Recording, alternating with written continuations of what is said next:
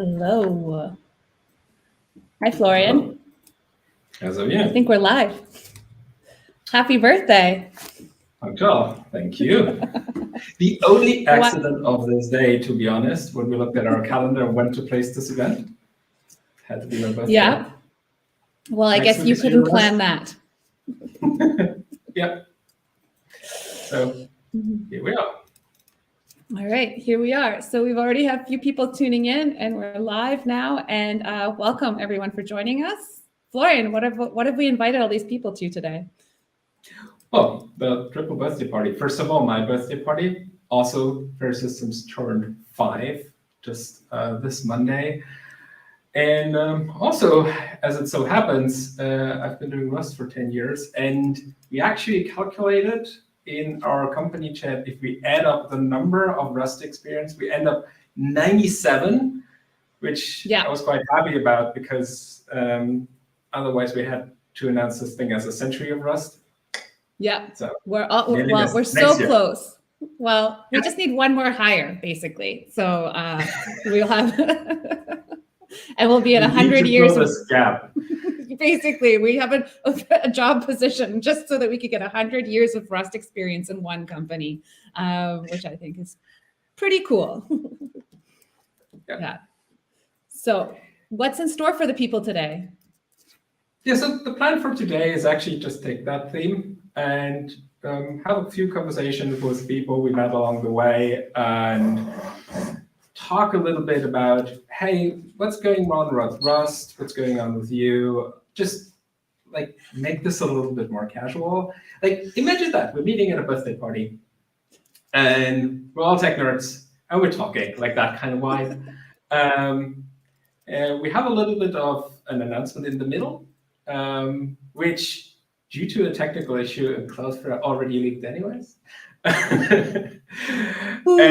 So basically, your internet provider, your website provider has a 2-hour bug and you hit it.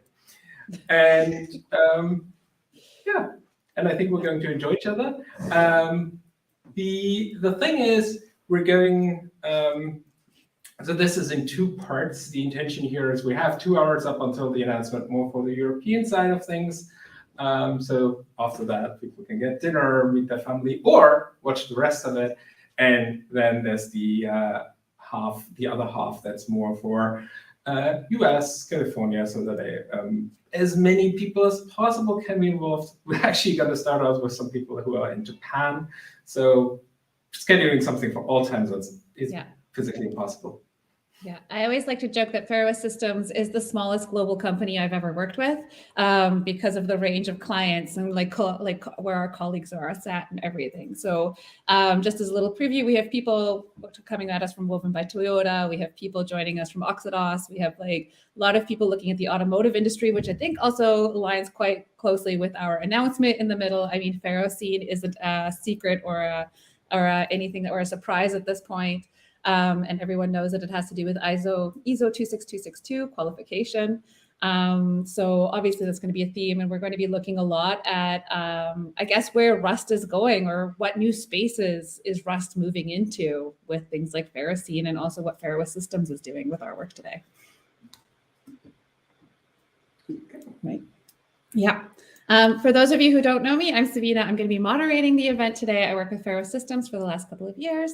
So I'm going to be the one who's making sure our panels end on time. So I'm very sorry in advance if I interrupt any discussions that you have a particular interest in. But it is important that we get a chance to hear from everyone because we have some very cool guests lined up with our event today. And also, if you guys miss anything or if you folks want to catch up on anything, if you decide to enjoy dinner instead of staying around for the whole thing, all of this live stream will be saved on our Ferrous Systems YouTube channel as well. So you can tune in anytime. And we're just about to get started with our first panel. Florian, any last moments to share? Before that, credit where credit's due. Sabina has also been responsible for the tone of voice in all of the documentation that we're going to present later as a technical writer. So credit with credit's due. Yeah, I came to Ferrous through the Ferrocene thing, so I've been, I think between you and Pietro, I think I might be one of the people who worked most consistently on the product or on the project in one way or another. So Delighted still Bill here. So speaking of Ferrocene, let's switch through to our first panels that we have coming up. We have JF Bastien. Hold on. Miro, my board keeps showing me something else. So today we're going to start our panel today with JF Bastien from Woven by Toyota, as well as Mara Vos, the founder and CTO of Fusion Engineering and Rust Leadership Council. They're going to be having a conversation about Rust and embedded systems, and it's going to be moderated by our very own Aman. So let's switch over to our first panel. And we also have to thank Eric for doing the direction. I'm muting myself now. I think there's a mistake. I think Florian must have it. Yeah. Happy. Everyone was confused. So, hi, Jeff. Hi. Happy birthday. Thank you. Let's get started. Mara, most people know you. JF. Sorry, technical issues. Okay, wie kriegen wir das raus?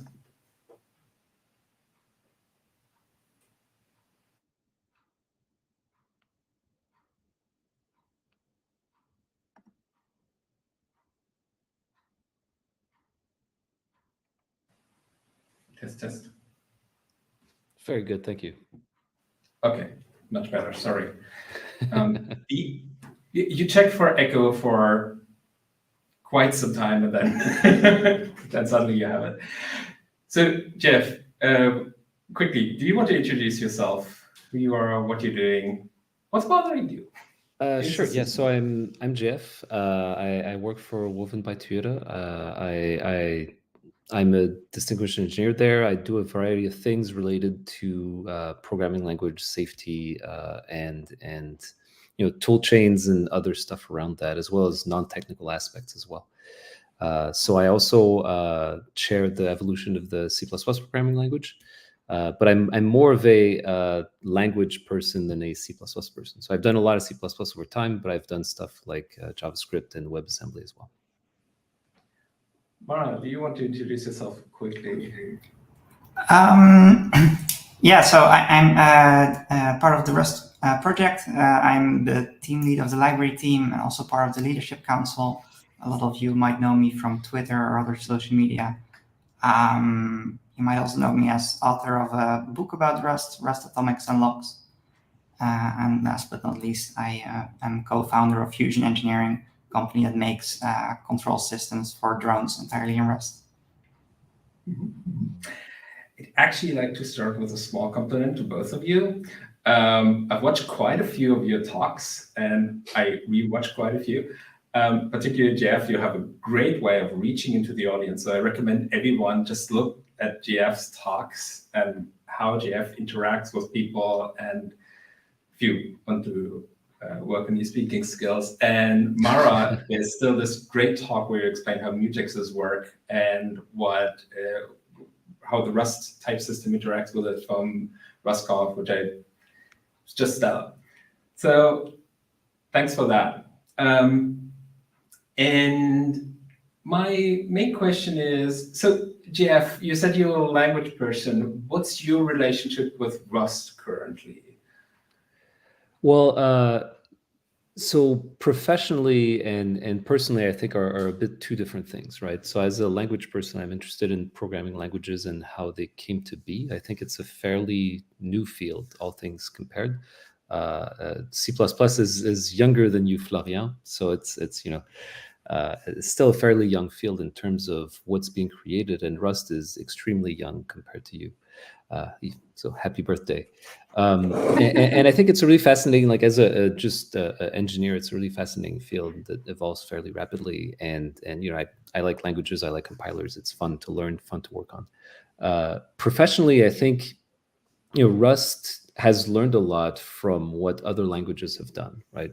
And I think there's a lot of interesting aspects that Rust brings to the table as a low-level systems programming language that I think are hard to meet with languages like C and C++.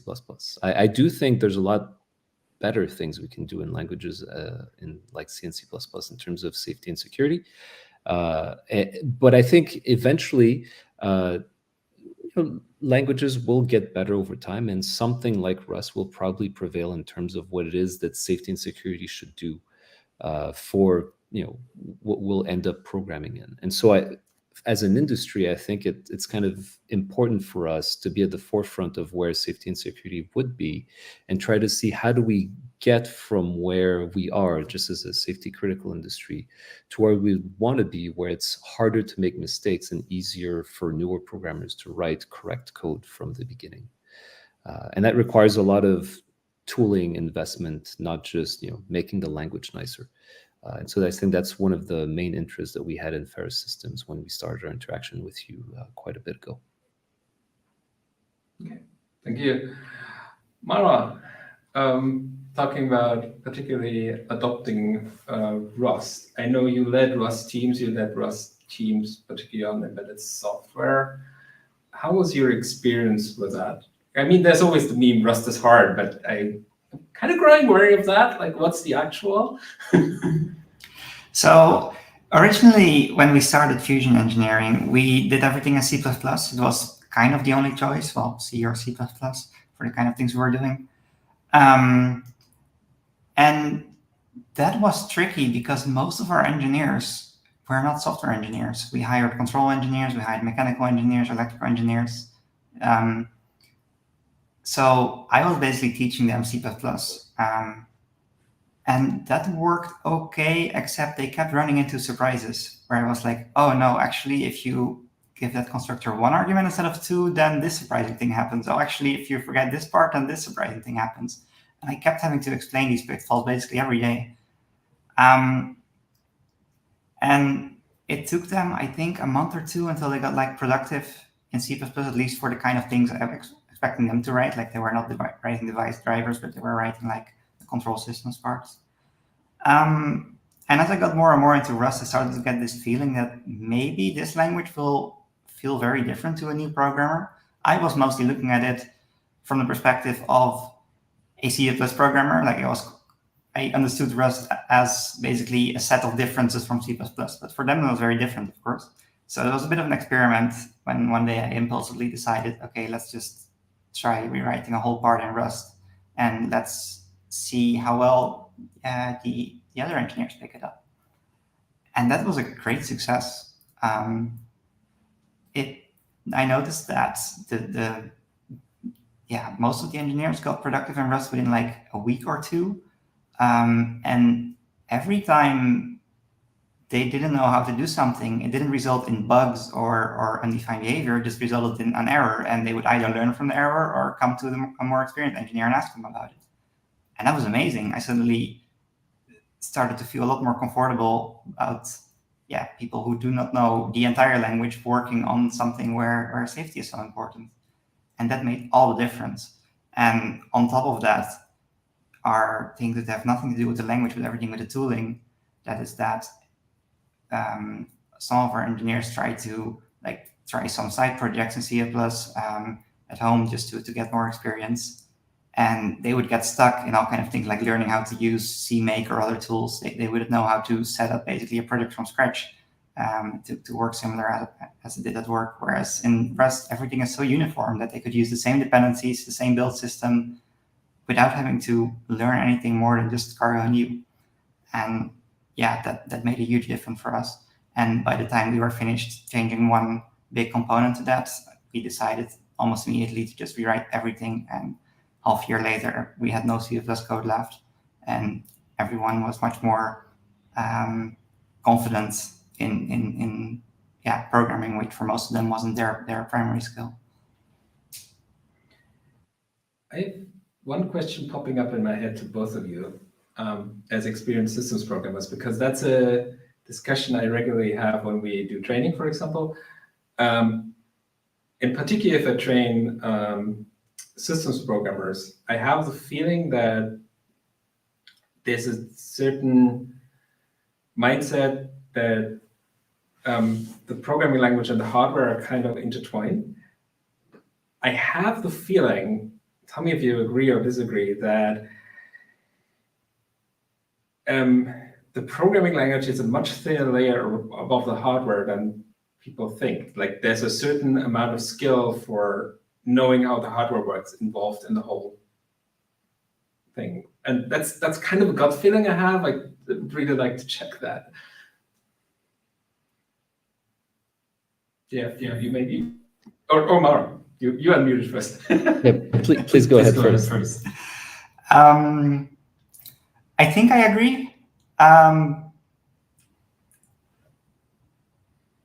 So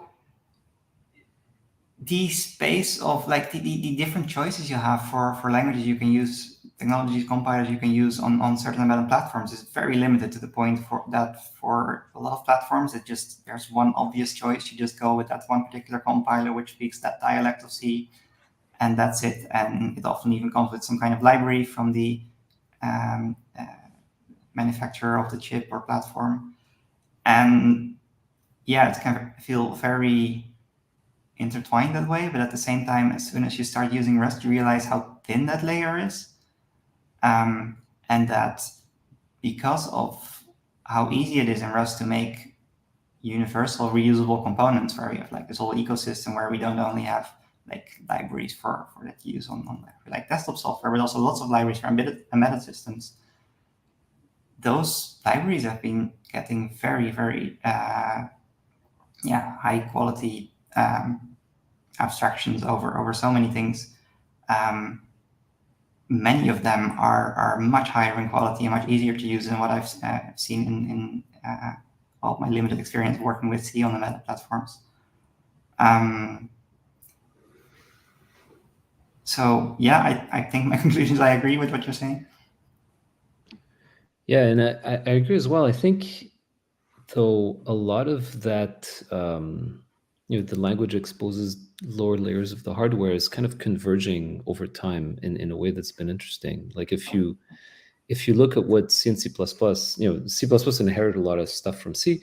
A lot of the undefined behavior is just giving leeway to different hardware and operating system implementation strategies. And there's still a lot of that, right? If you look at some of the atomics and the way Futex or other things work, it's still very hardware OS specific, but some of the other aspects are becoming much more uniform. And in fact, if you look at the ARM v8 specification, the way atomics are specified in ARM v8 is kind of what C++ 11 was specifying.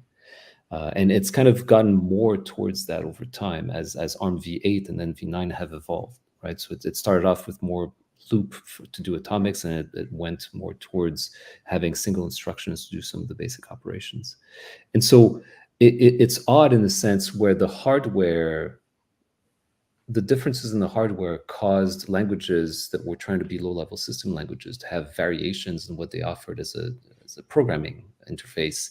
And then the languages decided a few things that then influenced the hardware over time to change. And same thing on the operating system side. I think that it kind of goes back and forth. And that's a big difference between system languages and kind of higher level languages that tend not to have abstract understanding of the hardware, kind of having a more specified specification. So I think that's a really interesting aspect that still evolves. But when you write low-level code, you still want to end up, touching all the bits of what the OS says are in the structure or something like that. So it's kind of constantly evolving and kind of interesting. The question that pops up in my head from that is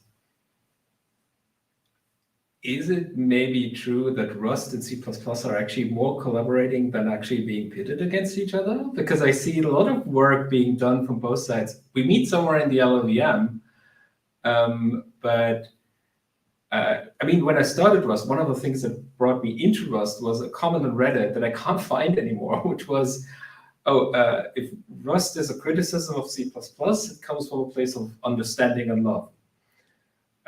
So I think do you see that's any- absolutely true. Yeah. Yeah. And I mean, like, I'm not interested in culture wars or whatever, right? Like, again, like for me, programming languages are a tool, not a religion or something. And so the trying to put them apart and get them to fight is not particularly interesting. I think there's a lot that can be learned from taking an approach to a particular destination and seeing if it works. And I think Rust's shown a lot of interesting things can work in terms of having a much more solid type system. And that's influenced other languages, including C++ in some cases. Right now, I don't think you can put a borrow checker on top of C++.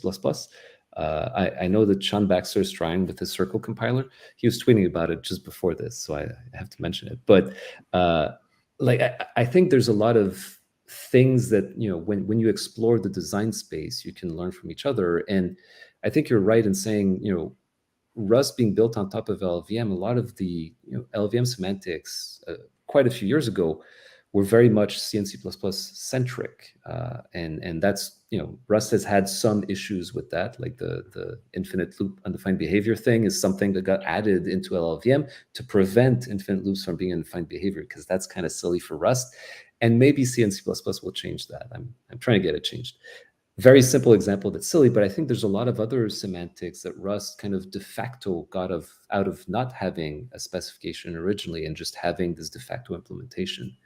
That I think influenced the design overall. And I think also the folks who originally designed Rust really understood C++ deeply and took what they thought were the good parts into Rust when they had an option. And so I think, you know, as a language designer, it's important to understand those aspects and make trade-offs where you think they're right. So I think you're absolutely right with this. Mara? Yes, obviously the two languages learn a lot from each other. I guess it is also true that they can learn a lot more from each other than they're doing right now. One thing that comes to mind as well, I was writing my book on atomics. I was writing a chapter in which I was explaining some restrictions on the memory ordering of some function. And I was trying to explain it, and I realized, why do we have this restriction? I started researching, and it turns out CF+ dropped that restriction years ago, and just no one paid attention to it. It was an open issue, but yeah, kind of got lost. And this happens more often where something gets changed in CF+, that's where something in Rust was based on, sometimes even maybe the other way around, and then we forget to pay attention to the updates. We forget to pay attention to lessons learned afterwards. So I do think new development in C++ are often inspired by Rust, and a lot of things that happen in Rust are definitely inspired by C++. But I think it's a bit of a shame that there is not enough interaction between these two languages. When I got started, I was very active in both languages. But as I started doing more and more Rust, I kind of haven't touched C++ in years. And I think that happens to more people in either direction, just because of they use one language at their job. And it kind of means that you start missing out on these opportunities. So maybe something we should pay even more attention to than we already do. It's actually also something that I experienced from the community side. I always found the C++ community incredibly welcoming to actually as a Rust evangelist. I remember being invited to the ACCU in the UK at some point, and I was like, what should I do here? And the organizer was, well, we'd actually like to talk to all systems programming languages, so please drop by. Here's a couple of Go people, here's a couple of Swift people. And that's the other thing I observe. A lot of, for example, a lot of features in the Rust compiler are actually very clearly inspired on how the Swift compiler works, and the other way around. If you had a thing to collaborate on immediately in your head, you don't answer me if nothing. Don't answer if nothing pops up, or just say no. Would something pop up in your head? Except loops. Yes, one thing. I've recently been paying a lot of attention to what is happening in ABI design spaces like Swift has a lot of brilliant design there. Rust has deliberately chosen to have nothing there. There is a lot we can learn when we try to design something that works for Rust. So that is one of the things where I think we can learn a lot from other language, but there are many more. I would agree on that. I think the resiliency approach that Swift has for ABI is really well designed, and it's a critical problem that C++ has, where we can't evolve libraries because ABI. And so I think that's one of the aspects that languages that try to do low-level things are all burdened by, and without a nice solution, we're kind of stuck with mistakes that we might have made in the past. The other one I want to emphasize is safety and security. I think that's one of the aspects that C++ is dearly lacking. It has some things, right? But I think the mentality of the community and the committee is changing over time, and going to others, and not just Rust, but other communities who've really put more emphasis on this is I think fairly important, because you're not going to rewrite everything in Rust. I'm sorry to say, maybe eventually, but not at the beginning. And so I think that's one of the reasons I'm still personally involved in other languages, is because I think you can make the stuff that's already there much better while looking towards the future as well. Okay. And I already got the timer. Thank you. Thanks for your answers. Thanks for being here. And we'll cut over to another part. There's an open chat, and we have a guest artist who is doing the Kraftwerk thing. He is currently playing at another conference, but he sent us some recordings, so he's playing at two places at once. And as some of you all know, I've been a Rubyist for most of my time, and Ruby has an active art scene with a couple of musicians. And Sam Aaron is going to be the artist in between the panels. All right, thank you. Thanks for dropping by.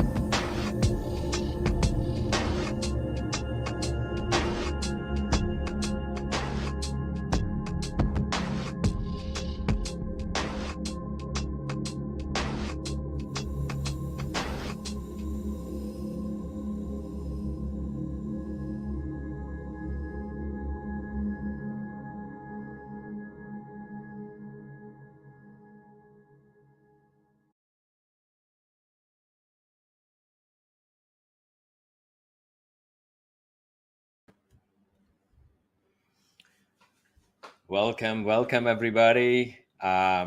This is host for the new panel, Aman. And today in this panel, we should have two guests. One is Ernest Kissiedu. I hope I said the name right. And the other one is Ferrous's Aïssata Maiga. Hello.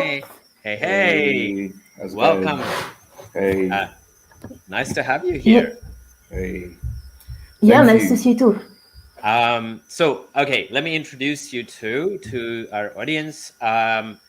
Ernest, you are Rust London community lead and curator of the Rust Nation conference. Yes. Heard a lot Well about done. Rust Nation. Well done. I got the title right at the last minute. And Aïssata, you are software engineer, hardware tinkerer, and speaker. Is that right? Yes, and your beloved colleague. And my beloved. Yes. Really cool. But the host is more nervous than the guest, so good. We're going fine here. Okay, Ernest. Let me start with you. First of all, did I miss anything in your introduction? No. Thank you so much. Wanted to start by saying happy birthday to Florian. It's great to be here as well. And a big thank you for inviting me here. This is a great day to be here. It's a great celebration. Congratulations to the whole Ferrous team on the achievement of Ferrocene as well. So yeah, this is a really big deal. It's a really big deal. So yeah, thank you for inviting me. Happy to have you here. Aïssata, did I miss anything in your introduction apart from? Not at all. No. Not at all. Okay, so let's dive in. Ernest, can you give me some of your background, your role, and maybe history with Rust? Yeah. Okay, so it's a bit of a winding story. I won't go too much into it. I'll give the TLDR as much as possible. I discovered Rust. I'm from London, born and raised, first of all. My parents are from Ghana. And I discovered Rust. I kept saying 2016, around late 2016, early 2017. That's the date stamp that I always put on it because that's when I formally joined the Rust community in a meaningful way. I had been aware of Rust for a little bit before that. It was in my periphery. And I discovered Rust through the London meetup scene. London is a very vibrant place. It's a tech hub. And you find that there are a lot of communities that spring up from the London tech scene. And Rust was one of them. I had struggled with C++ for many years. Still do, because I went to university for game development, and I always describe C++ as a priesthood or as like a priestly order because it demands everything of you and it takes everything away from you. All right, you can't have any friends, you can't have any family, you can't have a life. It's just horrible templates and meta programming forever. That's all you're resigned to. That's going to be your life.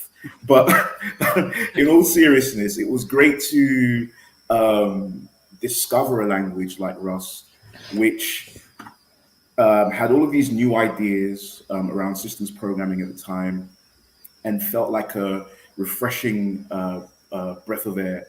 You know, it was great to find the tooling that basically didn't hate you. And it was amazing to be around a new community that was really growing very fast. At the time, Rust London had just come out of the Mozilla offices, which were based in London. And it was the fastest growing community globally. It was an incredible time to be in the mix. It was an incredible time to discover something like Rust. You know, I would go to the meetups and just sit in the corner and, you know, my agenda, and it still is my agenda, was to be the dumbest person in the room. And I achieved that very easily. It was a great time. Everybody was using Nightly. There was all these new features coming out. The compiler was just about to become stable. And yeah, it was a very, very fun time to be in the community. At the time, Mark Santana was leading the community, and he had to leave and take a role outside of London. This was fast forwarding to around 2019. Mm-hmm. And I didn't want the community to die. I wanted things to keep going. And so I decided to empower myself again and take on leadership of Rust London, which meant, you know, I was stuck with all of the organizing essentially. Yes. But it was great for me because I'm a big believer in peer-based learning. Mm-hmm. And it's allowing me the opportunity to be around people, to learn from people and interact with people in this new language that, you know, is still very, very much on the ascendancy. Mm-hmm. So, you know, it was a great time to be in the mix. It was a great time to meet the folks at Ferrous Systems and actually work with you folks for a while. Yeah. It was an incredible time for the language itself. Async had just become stable. There was a whole lot of optimism in 2019, and then the pandemic happened. So Of course. that was another thing, right? So then Rust London had to pivot to an online community very quickly. Mm-hmm. It kept me sane through the pandemic, and it allowed our scope to grow globally because we became a hub and a place for people to still congregate globally. So we have honorary Rust Londoners from Nigeria, from Poland, from New Zealand, from all over the world. And it was something that really kind of helped us all get through that time. Nice. Yeah. So now that we're in a post-pandemic world, I was approached to put on something big and seminal, and that's where Rust Nation came about. A company approached me to put on a Rust developer conference in London, and I said yes, because everybody was on my case to do something big for the community. So yeah. Okay. Let me get to Rust Nation in a bit, but let me give Okay. Aïssata about her background and Yes, absolutely. and then because I do want to talk about some learning and organizing so yeah, Aïssata, what brought you to Rust and what's your background? Yeah, I'm very happy to see Ernest because it's the first time I see you, and I was laughing when you were talking about your C++ troubles because I was threatened to be dumped over C++ because yeah, the suffering the suffering was real. Yeah, definitely. From a very successful relationship, but yeah, we survived that. So it was C++ crisis. So I can really relate to that. And yeah, what brought me to Rust is I studied in a Swedish engineering school, and in second year we started to do embedded systems, and yeah, with C then, thank God. And I thought it was really hard and confusing until it started to work, and I see robots and things started to move, and then I completely fell in love with that field. And I was very lucky because at the same time I met some folks at Ferrous Systems, and we started to chat. So I kind of discovered embedded Rust and started to tinker in Rust instead. So all my problems were divided by 4 because I had the language was nicer, and then mostly I had this amazing community to talk to help me out and to maintain enthusiasm and happiness when I was doing my project. So yeah, basically this is what happened, and then I just continued, and now I'm done with my education, so I continued with Rust. Right, more Rust embedded. So one of the questions before I jump into the conferencing organizing, I want to understand, since we're also going to talk about learning and training, what kind of modes of learning Rust and teaching Rust there are different modes like videos and whatnot. Everybody learns differently. I wonder, in your opinion, what kind of modes are sort of still underrepresented and lesser, or some missing? Is there a thing you would like to see more? Ernest, why don't you? Yeah, this is a brilliant question, because it's something that I've been screaming about and advocating for a lot. I think more so, I would say things that have maybe gone off the boil and maybe lost a bit of momentum is mentorship. Mentorship is, I think, the most important catalyst for any person who wants to become a software engineer, especially in this type of language, which is so multifaceted and has so much depth to it as well. I can attest myself personally that the Awesome Rust Mentors program was incredible for me personally, because it allowed me to really find someone that I could just be a complete noob with, and not feel a sense of like pressure, judgment, and everything else that surrounds that when you're in your own head and you're starting something new. So mentorship as a whole area is something that I feel is something that really needs to kick back into gear, not just in Rust, but I think across software development in general. Sure. The aspect of nurturing, and I think this is an unfortunate fact of the context that we're in as a whole in the software industry, is because nobody has the time, nobody has the money to create a nurturing environment per se. I can't speak for every environment, but it feels like across the board, like it's very difficult to find a program or even a place where you can feel that there's a sense of ramping up, to feel confident enough to contribute in a meaningful way. So that's one thing I'll definitely say on my side is nurturing and mentorship are the two key things for me. Oh, thank you. Aïssata, since you are also a graduate now, you might have more ideas recently.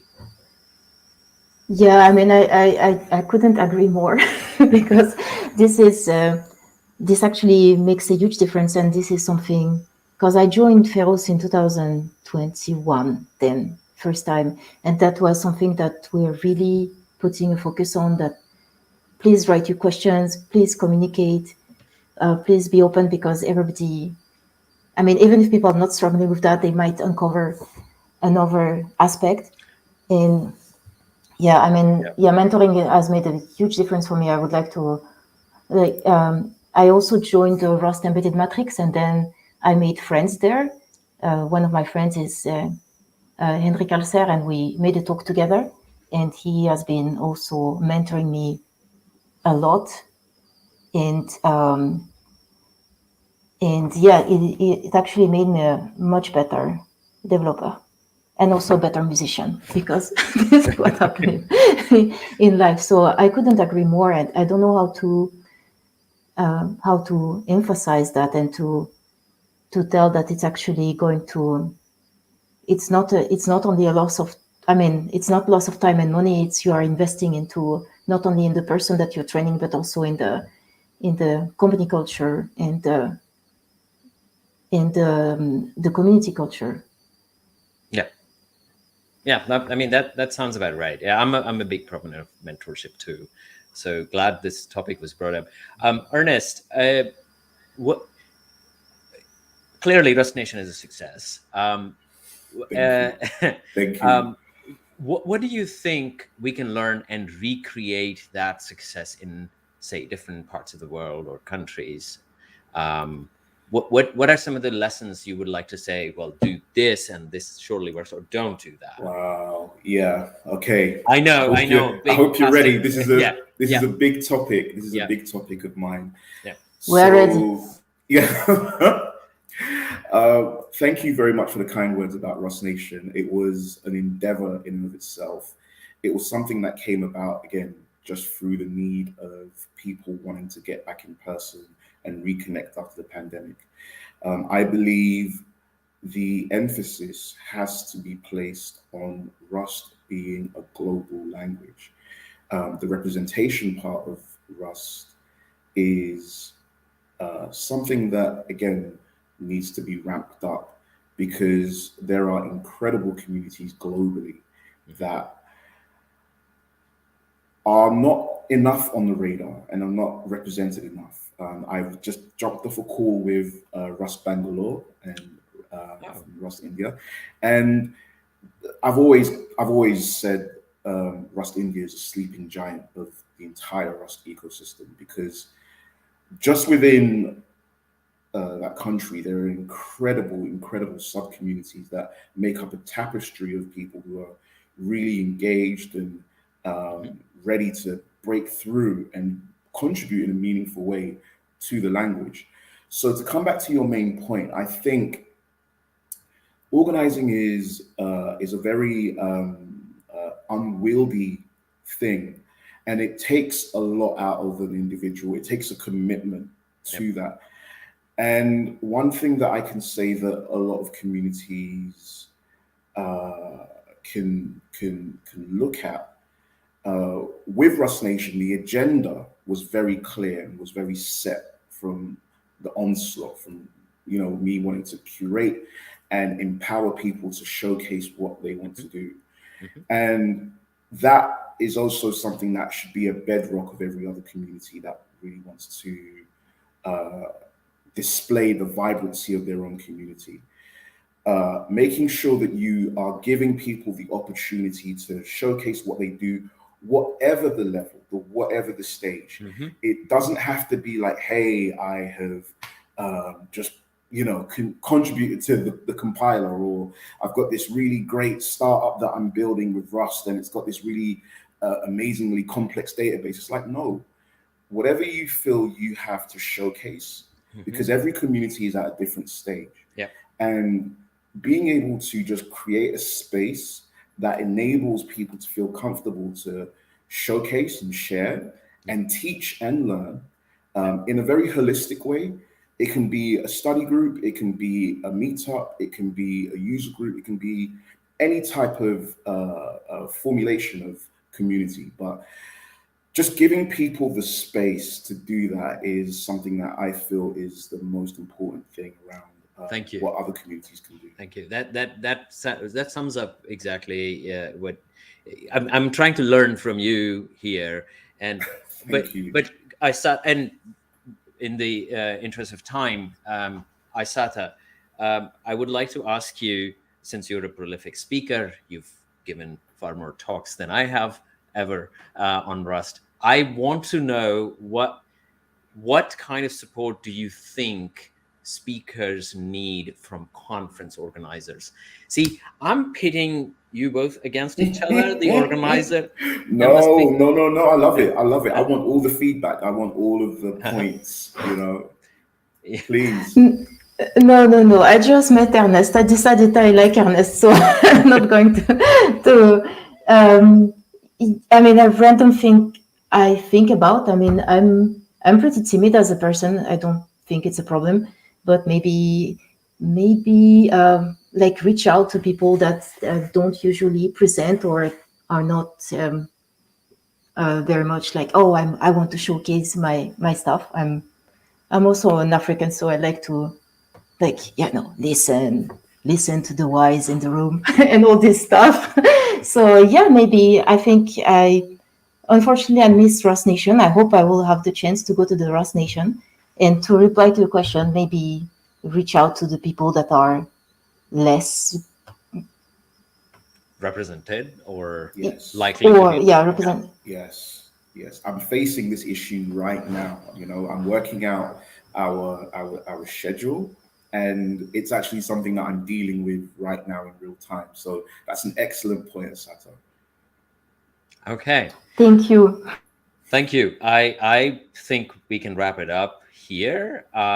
Thank you so much for joining us. And thank you everybody who joined us as an audience. It was great talking to both of you.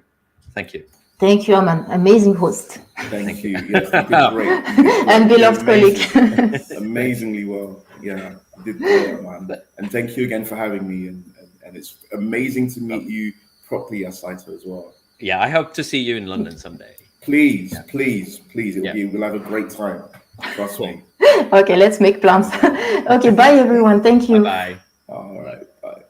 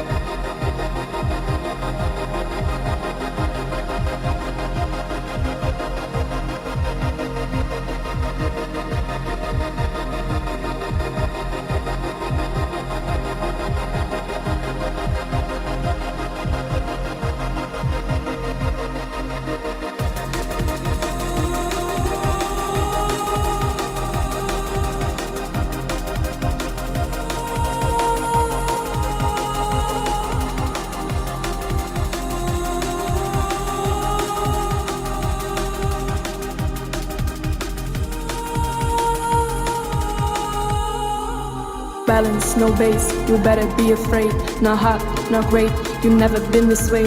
No, we'll never be the same. I know, you're screaming out my name. Give me ice, give me a break. Give me all the things so I just can't escape. Higher than a mountain, even better than a dream.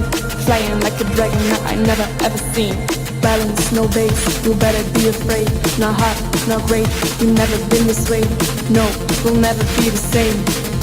I know, you're screaming out my name. Give me ice, give me a break. Give me all the things so I just can't escape. Higher than a mountain, even better than a dream. Flying like a dragon that I never ever seen.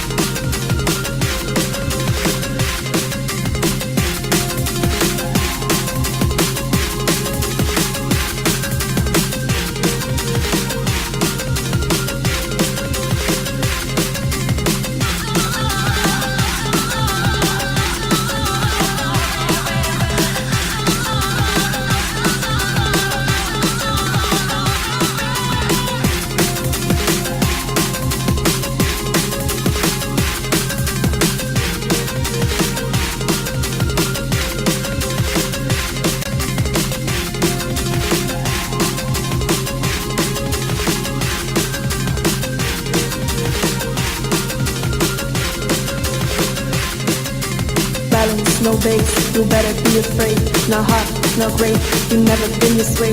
No, we'll never be the same. I know, you're screaming out my name. Give me eyes, give me a break. Give me all the things so I just can't escape. Higher than a mountain, even better than a dream. Flying like a dragon that I never ever seen.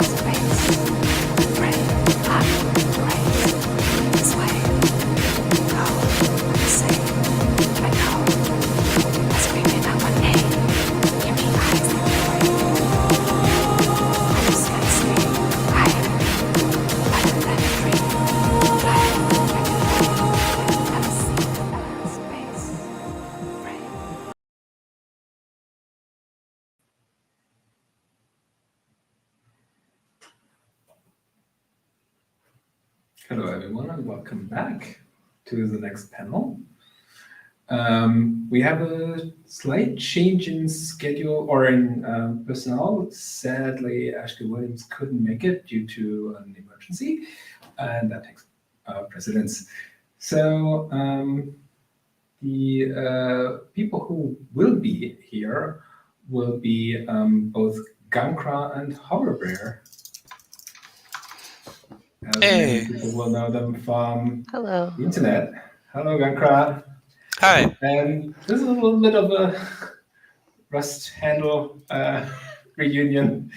I go by Skade.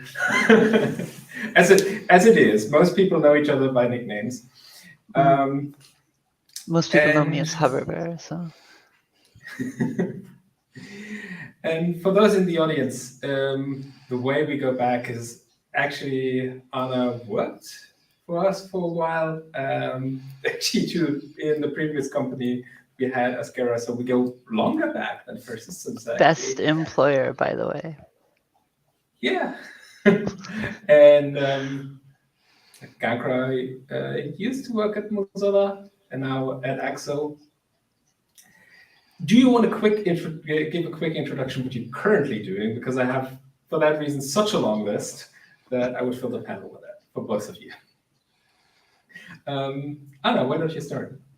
I work for Determinate Systems, which is a company working mostly in the Nix ecosystem. We make primarily Rust-based tools for Nix, and it's quite a good time. Gankra. Yeah, I work at Axodotdev. Mostly these days I'm working on a tool called Cargo Dist, which is trying to smooth over kind of a missing piece in the Rust tool chain of just like, okay, cool, you built binaries, but how do you actually put them on other people's computers so that they work? Which brings me to my first, maybe a little bit direct question. Why isn't releasing software a solved problem? I mean, we do it all day. Why? We're 7 years in now. So Rust was released in 2015, nearly 8 years now. Why are we still working on releases? And what are the gaps? So from my perspective, it's always felt like a thing that not throwing shade here, just like you have to pick priorities. It never felt like a thing the Rust team ever actually put a lot of focus on. Partly for good reasons. There's some sense of like, okay, Rust is just part of puzzle. If it's part of some larger project, you can't like have Rust be in control of everything. You need to do other stuff. But yeah, I think and partially I think it's also the unreasonable effectiveness of Crace.io. Like you can just cargo install stuff and it basically works fine. But it's less good for shipping things to like not Rust developers. I mean, Anna, talking about precisely that, how it's pretty hard to solve this problem. I know you've been shipping from end-user binaries to plugins to databases, everything, in all different shapes or forms. Where do you see gaps, or would you have something solved directly by the toolchain? Would you prefer something solved directly by the toolchain? I think part of it's like releasing is mostly a people problem. Like actually releasing high quality software with automatically generated change logs and that's properly tested and built and everything. That's a lot of work, and a lot of people don't really want to do it. You know, like you could adopt things like conventional commits and have your change logs be fully detailed and automatically generated and beautiful. But that's a lot of work you got to ask everyone on your team to do, when a lot of times it's actually a lot easier to just have someone sit down and write a change log manually, even though that's error prone and sometimes you forget things.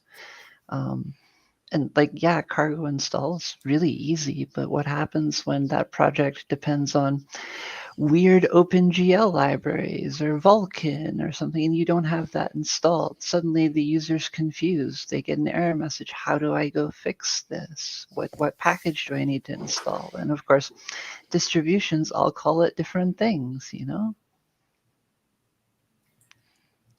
As an ex-SAP employee, my question is releasing a business process? I think it is. You don't need to answer that one. Do you think we can patent it? No, it's not about the patents. It's that abstracting business processes is actually a hard problem that we have researchers on. They're trying to figure it out to find abstractions. So,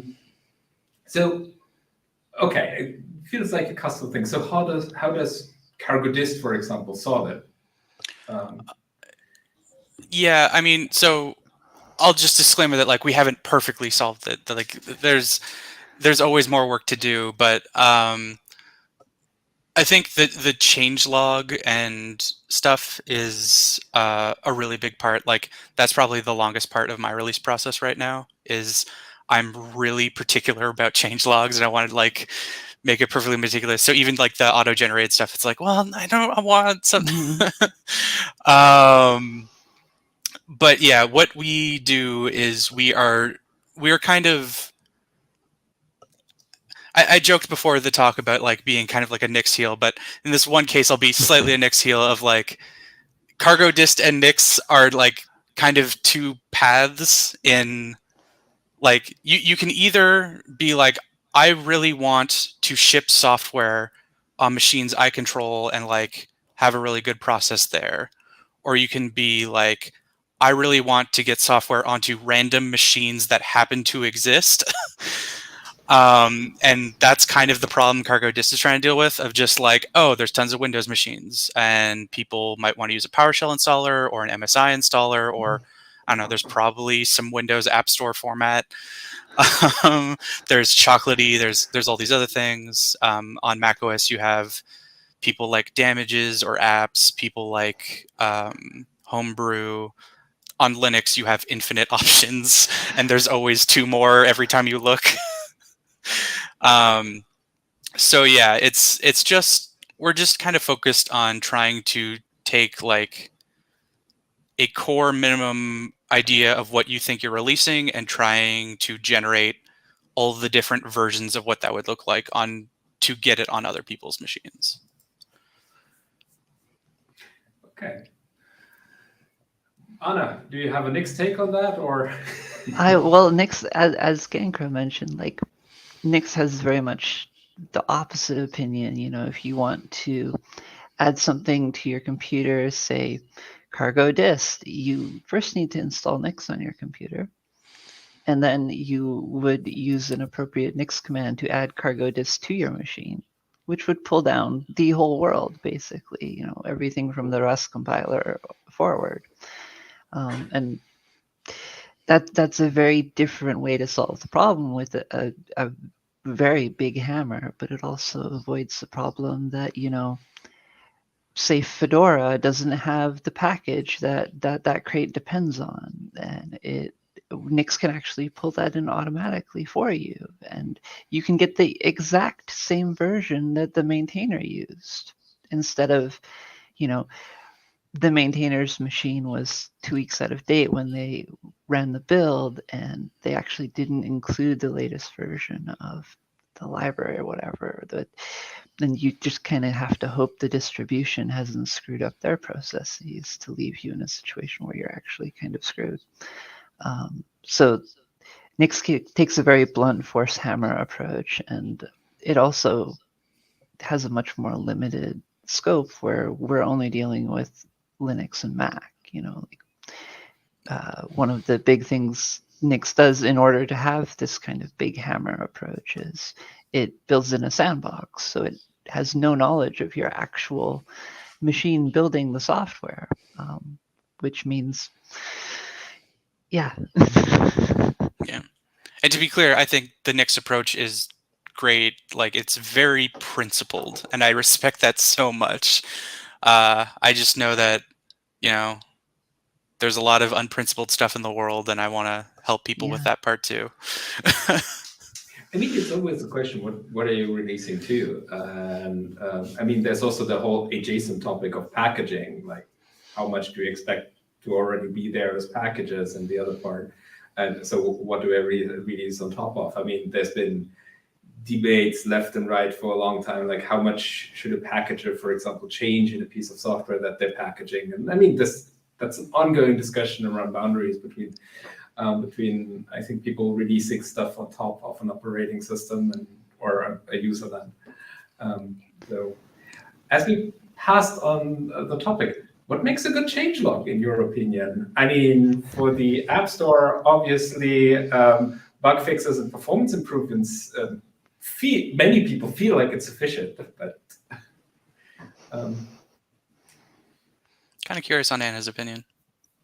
I want it to link to the PRs, and I want it to include every PR in the release. Yeah, and how does it, like, changelogs? Should they be auto-generated or some kind I of think they manual should be auto-generated, but I'm also strongly in favor of there being a human in the loop, where, you know, writing a synopsis for readers. You know, like if you've released a changelog with 200 items in it, yeah, sure, maybe your automated process breaks them up into bug fixes versus features or something, but you still need to communicate with the humans who are going to use your software so that they can understand, you know, what might have broken, what new features they should test out, because not everyone's going to go comb through that auto-generated list. Yeah, basically big agree. I think the only, like,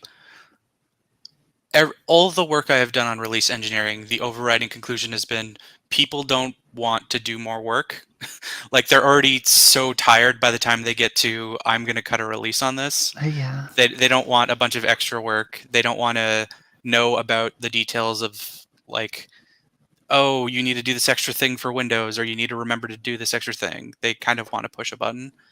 And in that regard, yeah, I think automated changelogs kind of have to be the answer. But I ideally, I want a really automated system where I can kind of like stop and be like, let me look at this, let me poke at this a bit, so that when the automated thing is perfect, it's great, and when it's not, I can, you know, do my little human touch-ups to, you know, highlight important things or whatever else. Well, like editing the message on a rebase. Yeah, exactly. Is predictability a part of that? Because if you say, like, releasing is kind of frustrating with a lot of these things happening here and there. So my experience, developers are actually quite okay with doing repetitive tasks regularly, as long as it's a predictable amount. like here's the half. So I can share like where that comes from. Rust Analyzer, for example, releases every Monday, and it releases a blog post along with it, what happened last week. And this is in a way an accountability measure also to people that sponsor the project. One of the things that we figured out is if you like the one thing that's always working well on Rust Analyzer is particularly the thing on Monday. No, there should be no surprises.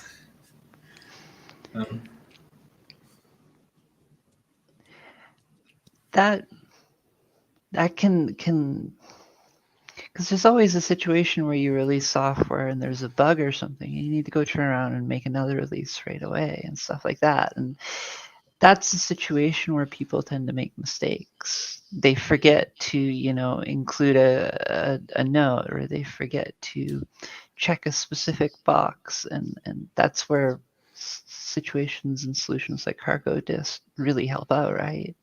Yeah. They make sure the human's only doing the thing the human actually has to do. Yeah, I think also it's easy to be like, oh, there's this checklist of things you should do, but you have to keep in mind that most people work on multiple things, and they're all going to have their own weird little checklist, and it's easy to, gloss over an item or anything. So the more you can make everything, like, one of the big successes of things like Cargo and REST-C is like every cargo project is the same, basically. You go into it, you can run cargo run, or you open it in an editor and it's like, oh, it's a cargo project. I know how to do this. I can run Rust Analyzer, etc. We don't really have that with release tools. Like every project I've ever worked with has like a completely different release process. And it just makes it really hard to improve that stuff when everyone is doing a different thing. Mm-hmm. And why is that? Is that because software is actually so diverse that it needs different release processes, or is that more because this is a pretty uncovered ground? I mean, Dave Bastien in the first session reminded us that software is actually a pretty young field. So sometimes you find this kind of, oh, here's this big plane that I would have thought of someone would do something with it. But... I would mostly just point to as a matter of central planning. Like if you look at other language ecosystems, you'll see like, oh, there's lots of situations where there's 5 package managers for this language. There's all these other things. And it's just because like, oh, this stuff was added later. Whereas the really successful unified stuff in Rust is, oh yeah, the Rust project like did this really early on and made everyone and like encouraged everyone to use it, and everyone just unified around it.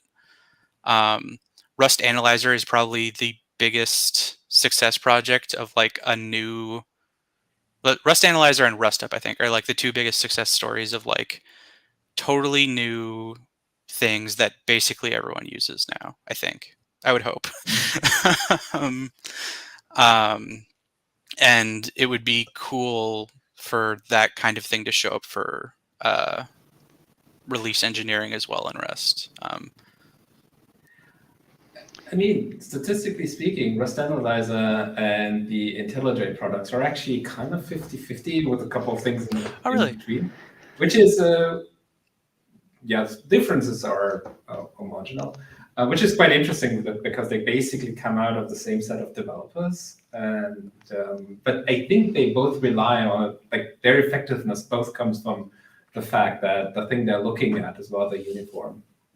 Yeah, but those are binaries that run on people's machines. Those are boring. There's also kinds of things. We have people in the community working on embedded systems. We have people deploying entire operating systems, right? Like they naturally tend to depend on a different release process. If I'm releasing a whole operating system, I might have to cut different channels and branches for support with enterprise contracts. There's a lot of complexity in software behind just a monotonically increasing number for the release. Yeah. Actually, yeah. On that note, Anna, did you want to talk about Semver? I don't think we have time. We're closing in on the last minute, so some conversations need to be had. I'm you a have big supporter of Semver, and I've now worked in communities where Semver was not a convention from the get-go in the community, and you can see the impact it has. And I'm glad that Rust has thus far managed to maintain quite Semver respecting. And I will reinforce that statement by saying that, like, Semver doesn't need to be perfect to be extremely useful. Even, like, I vaguely attempted Semver is so much better than not even trying. That's a good closing. So thank you both for dropping by, having this chat with me. And, well, we'll go back to music. Thank you. Thank you.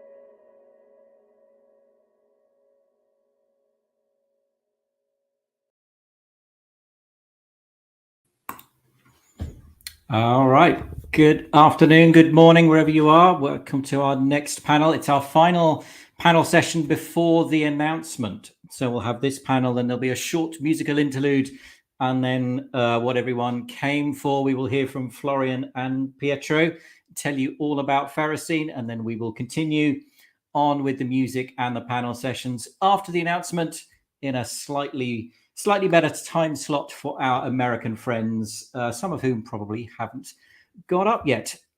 So welcome everyone. We're here to talk about Rust and operating systems and safety. And so I'm joined by two guests today. We've got Alexandru Radovici, and we've got Tim Reed. There we go. Hi, great to see you. Hi. So Alexandru, perhaps we could start with you. Could you just tell us a bit about yourself, your background, and what it is you do? All right, thank you, Jonathan. So my name is Alex Radovici. I'm the CEO of OxidOS. My background is in computer science. I have a PhD in computer science, mostly in operating systems and compilers. And my part-time job is teaching at the university. After 10 years in the university, we decided to spin off and try to professionalize a Rust operating system for safety-critical systems, which is OxidOS. All right. Thank you very much. And Tim, do we like Lynx software technologies in full, or can we shorten it to Lynx? Lynx is fine. Yes. Lynx. So yeah, tell us about yourself and what you do there at Lynx. Sure.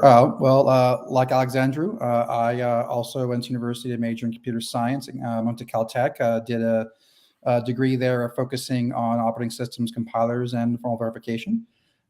Spent 20 years in the embedded industry, focusing on the aerospace market as well as automotive. Again, at a company that did compilers and operating systems. And I started in at Lynx last summer. Lynx was acquired by a PE firm, and we're now launching the company to be, a new growing platform. I'm the CEO there, and I've been rebuilding, a new team, leadership, and our essentially our business model and how we deliver our solutions for the aerospace and defense market. And our solution is geared towards aviation, so DO 178 DAL-A certification. Yeah, so I've got a little bit of a background. We've done some work together with LynxOS or LynxOS 178. I've heard both. So perhaps you can tell me a little bit about that product and where it gets used. What kind of places are installing LynxOS 178? Because it's not tablets and it's not mobile phones. Exactly right. Yeah, actually, its history goes back early, late 80s, 90s in the telecom space. Where it was one of the first, RTOS is one of the first to support a native POSIX interface. And then over time, as embedded processors added memory protection, it became a memory protected OS as well. So it followed the process model. And then once the dot-com bubble popped, the company pivoted and focused its solutions into the aviation DAL-A certification space. And then in the 2010s, mid-2010s, it now rests as a guest OS, as an RTOS that's as a guest running on a DAL-A certified hypervisor, so we can support multi-core edge class devices and avionics. So our core market is in the aerospace and defense market, specifically in flight certification systems. And what do we mean when we say DAL A? Because I guess there's different little levels of Yeah, criticality with our safety software. Yeah, that refers to a design assurance level specified by a standard in aviation called DO178C. DAL A being the highest. It's basically, you could take the ISO 26262 ASIL-D standard and put it on crack. That's where you're at. It's for systems where if any failure could cause the crash of the airplane and loss of life. Okay, fantastic. Alexandru, the history of OxidOS probably doesn't go back to the .com bubble, but maybe you could tell us a little bit your OS, what kind of markets you're aiming at, what kind of systems it runs on. I changed my headphones. Do you hear me? I do, yes. I do, yes. All right. So OxidOS goes back 1 year. I mean, it goes back actually 4 years. So we've been contributing to an open source operating system for 4 years now. It's called TalkOS. And after 3 years of contributions, we decided it might be a good idea to professionalize it and certify it for safety-critical systems. And that's how OxidOS came to be. So it's basically professionalizing an open source operating systems for the safety-critical market. We focus on automotive, but because that's let's say, the most stringent problem at the moment. Okay, and if we imagine a vehicle, where in the vehicle is this going to make sense? Is this sort of like the controller for the electric windows, or can we get as far as, I don't know, controlling the anti-lock brakes or doing even autonomous driving? So this would be in whatever, all the things that you said. So it can go from the dome lighting in your car to windows, to engine, to brakes. It won't be in infotainment. But actually, it can be in the instrument cluster, which is the panel that you see in front of the steering wheel. Of course, at the beginning, as there's not much tooling for safety-critical systems, we're trying to implement this in non-life endangering systems like windows or lighting in the car or headlights. It will take a few years until we can get to the engine or to the braking system. Okay, yeah, that makes sense. So Tim, you've got an operating system. It exists. I'm sure you've got many happy customers deploying your operating system onto their aeroplane and other flying things. What's Rust got to do with it? Good question. I see it enabling us in at least two ways. Well, actually, maybe it's the one way, but with two different modes. One is, the legacy of our solution is that it's implemented largely in C, and the cost of certifying that software for ourselves internally is high. If you look at what it costs to develop a line of code, say in the general tech sector, call that a unit of one. Doing something for DAL A certification can easily take you from 3 to 5x, maybe more, depending upon if you're certifying a multi-core system, which is another level of complexity. And when we look at what Rust offers in terms of not just the memory safety, that's important, but the ability to specify how functions handle memory and how you compose systems at the system integration level or component integration level, that's far, far better in C or C++. When you have a bug in an integrated linked C or C++ system, a lot of your bugs come from a misunderstanding about who's responsible for handling what kinds of data when. And Rust really makes this automated. I also see a lot of benefit too, and a lot of what an operating system does is handling state machines or states between applications at various stages of the process state, or managing devices where you're multiplexing client sessions across one device.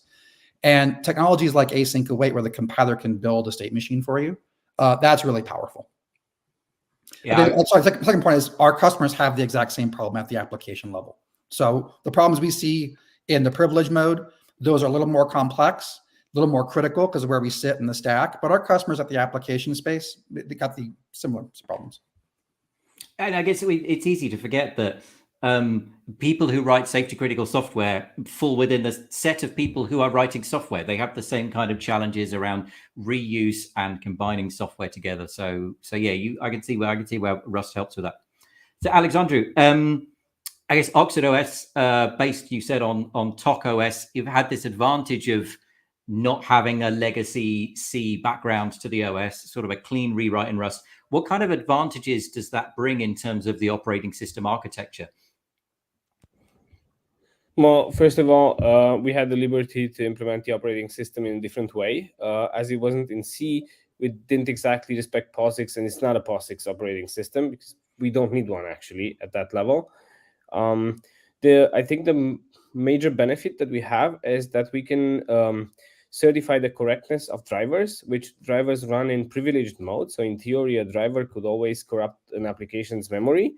But due to the fact that drivers are not allowed, in our case, to use unsafe Rust, we can guarantee at compile time that the driver will never misbehave with an application, which many other operating systems are going a long way to do this at runtime. So we can guarantee this at compile time. I think this is the most important thing that we have. Okay, and of course, I totally agree with Tim that interconnecting these components in the operating system is way easier because Rust function definitions have a lot of metadata in them. And what kind of chips can we run on here? What kind of microcontrollers or microprocessors will OxidOS run on? So right now we can run on Cortex-M for ARM. We can run on RISC-V microcontrollers. Basically anything that has some kind of memory protection and is able to offer 2 execution modes would work. Okay, but for now, we target small chips. I mean, a few hundreds of megahertz and a few hundreds of kilobytes of RAM, maybe 1 to 2 megabytes of flash. Okay, it's fairly small in the grand scheme of things, but it's a good starting point. Tim, what are people putting in their airframes for sort of avionics stuff?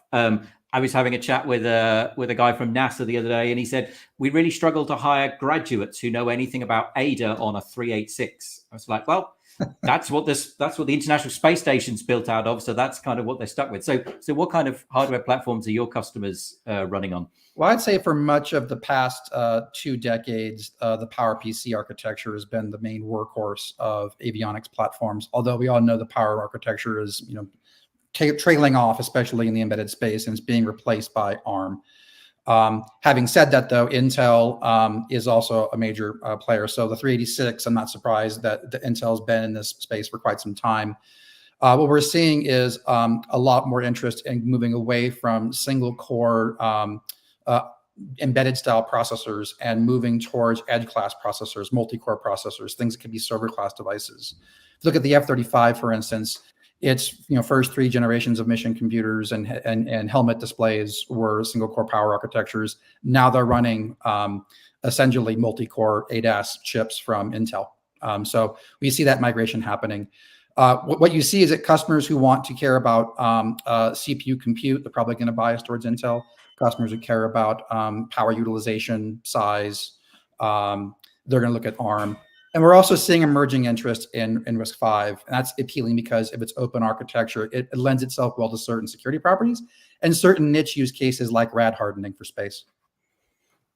Okay, yeah, I did a talk recently at the European Space Agency. We get into talking about rad hardened devices. It's a fascinating field. I wish we had time to get into that. So yeah, we see in the world these days multi-core processors are a thing. Where did the first multi-core PC processor turn up? Probably early 2000s. We had dual processor machines maybe in the 90s.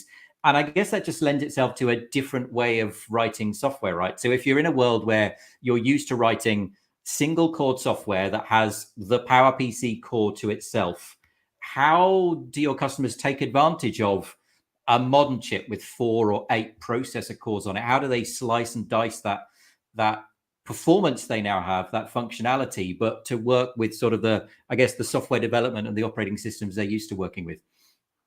Sure, yeah.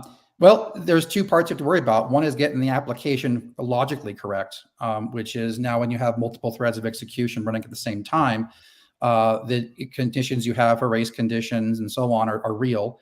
It's not just the illusion of parallelism with a single core having multiple threads scheduling on one core. It's not really parallelism, but now you get real parallelism. So I think Rust is very beneficial, and you get what's advertised as fearless concurrency. You do need to make sure the compiler is correct and have verification methods that help you trust the output of the compiler. And so Ferrous helps with that. But then when it comes to the operating system in a safety context, when you do multi-core, a whole new bag of worries and hazards come into play, which is these processors were designed principally for maximum throughput, not for predictable latencies. They have a lot of shared components, shared buses, caches, interconnects, you name it. And so there are a number of strategies for how you deal with that. But the key thing you have to worry about in the safety critical space is you need to guarantee that when an event happens, that the system's response is bounded in time by a worst case number. Predicting that in a multi-core system where you don't really have, the roadmap to everything under the covers in the chip, what's going on at the silicon level, that's complicated. And so it's a highly challenging space to work in. It's where we solve problems for our customers. So I say the combination of the OS and the hypervisor can deal with the chip issues, and then when you're at the application level, having a framework that lets you do that safely from a functionally correct point of view. Yeah, my go-to example here is always thinking of things like engine management units, but I guess it works for jet engines as well as sort of internal combustion. There's a lot of things got to go on. You got to get the spark right, you got to get the fuel right. You get the timing wrong, you're going to have a lot of shrapnel on your hands. And a key thing too is that was chips. Like an example, the Infineon Tricore, that chip is designed. Actually, it's one of the multi-core examples with RX where the cores are operating independently to a large degree, and you can get that latency. It was designed for that purpose. Aerospace and multi-core needs a lot more horsepower, so they bias towards Intel. But you have trade-offs there in terms of all the secrets that are going on under the covers there.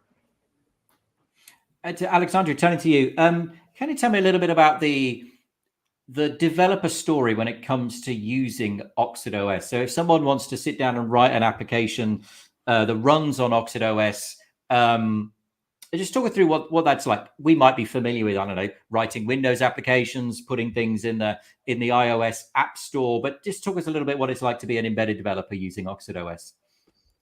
Well, it's actually funny because it's very similar to the Windows and Linux story. So contrary to the general knowledge that embedded OSs, like small embedded OSs, are one single binary, OxidOS is not. So we have a kernel which gets compiled and shipped to the binary, and then we have separate apps that are compiled completely separate and loaded to the chip separately. So more or less from the app development point of view, it's like writing an app for a PC. And actually, this is one of our selling points. I mean, we can run the exact same binary in the cloud on a bigger system that runs Linux, or we can run it on a small chip. Okay, and then I guess if you're assembling multiple apps together onto your platform, and some of those apps you don't trust, or some of those apps maybe have a higher security risk. I don't know. I think go back to the infotainment system. There was the example of the car where someone could remotely control the brakes, because the infotainment system sits on the engine CAN bus and has access to the brake system, but it also has a modem inside, so you can remotely operate your central locking. And bugs ensued, and you were able to remotely activate someone's brakes. So when people have assembled these sort of multiple apps running on your kernel, I assume there's some sort of isolation between them, so we can say, okay, these things are a little bit scary, but actually I'm still fine with putting them onto the same platform. Well, this is where the memory protection helps, and this is why I said we need a chip that needs at least two privilege levels. So the kernel runs in full privilege, but applications run sandboxed. They cannot access the whole memory, only the memory that was allocated for them, and they cannot exactly access the whole instruction set and the processor. Besides that, every app has its own set of credentials, and which is what is different in OxidOS from other operating system at that level, is that we never link the binary to the kernel. So we actually do system calls which go through the SVC instruction. Based on the app credential, we can filter these system calls and basically disallow any system calls that we don't like. So the kernel developers can set policies on what an app can or can't do. Okay. Tim, returning to you. As we wrap up with sort of the last couple of minutes we've got in this panel session, what does the future look like from a sort of a Lynx point of view in terms of software development and maybe where you're going with Rust? Sure. Well, we want to incorporate more Rust into our platform. We're supporting Rust today as an application language. We are working on solutions for how we can use Rust in certified systems. And this is largely going to come around to making sure that the certification authorities understand that even though this is something new, it's not that new of a problem of incorporating new language technologies. One of the nice things about our market is that we already don't trust our tools. So the idea of having to trust, the Rust C compiler and LLVM and everything behind it. That's a somewhat easier problem because we already do a lot of verification at the binary level. We trace source down to binary. So making sure they understand that Rust actually adds something and is not a risk. In fact, continuing to use C and C++ is actually a bigger risk. Even so much so the U.S. Senate in its National Defense Authorization Bill that it put forward a couple months ago actually has a section demanding that the Pentagon form a memory-safe language strategy for all of its future procurements, and then demand that suppliers who do not want to live with it have to provide a convincing justification for it. So I think this is coming one way or another. I'd rather it just be sooner than later. I know what a wild time we live in, that the US government is starting to have opinions on how we write software. But it matters, right? Software is everywhere. And Alexandru, I'll give you the last word. What does the future hold for OxidOS and software developers wanting to use Rust? Well, we're hoping to launch as soon as possible an operating system that runs on a simulator that actually combines with Ferrocene, and it will be a component of Ferrocene. And hopefully people can play with it, write applications, test them in a simulation environment, and then later on when they want to move to a chip, they could do this really, really easy. Okay. So basically in a few months, simulation, that's how it goes with certified operating systems. Okay, well, thank you very much. I've really enjoyed this chat. I hope we've all learned a little bit of something about what it's like to make safety-critical software. So thank you very much. To you in the audience, we've got another short musical interlude, and then it's time for our big announcement. I know it's what you're all here for. Some of you may have seen the Cloudflare mix-up. Maybe we'll get into that in the chat later. But let's have some music, and we'll be back shortly. Thanks, everyone. Thank you. Thank you.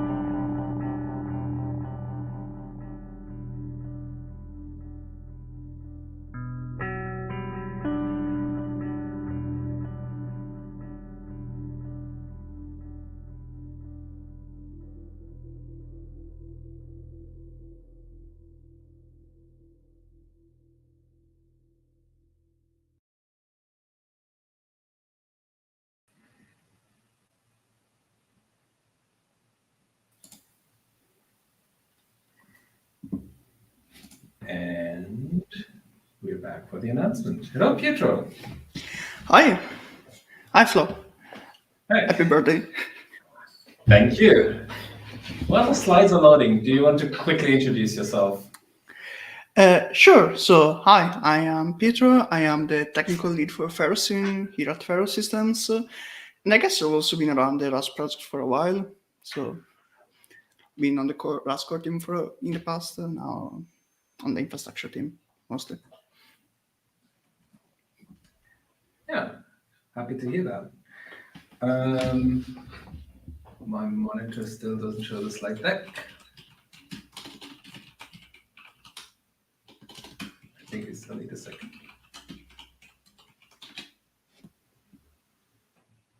Technology, we're here to fix that.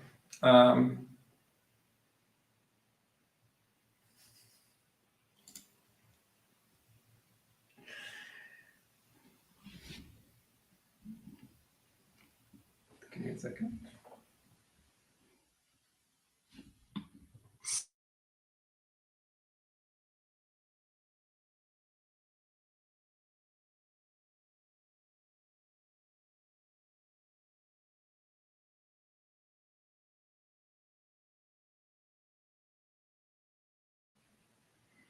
In that case, I'll have to go like this. I apologize for the problem we have on monitor here that doesn't show the slides, and I have one in front of me that does, and we just need to clarify whether that's correct.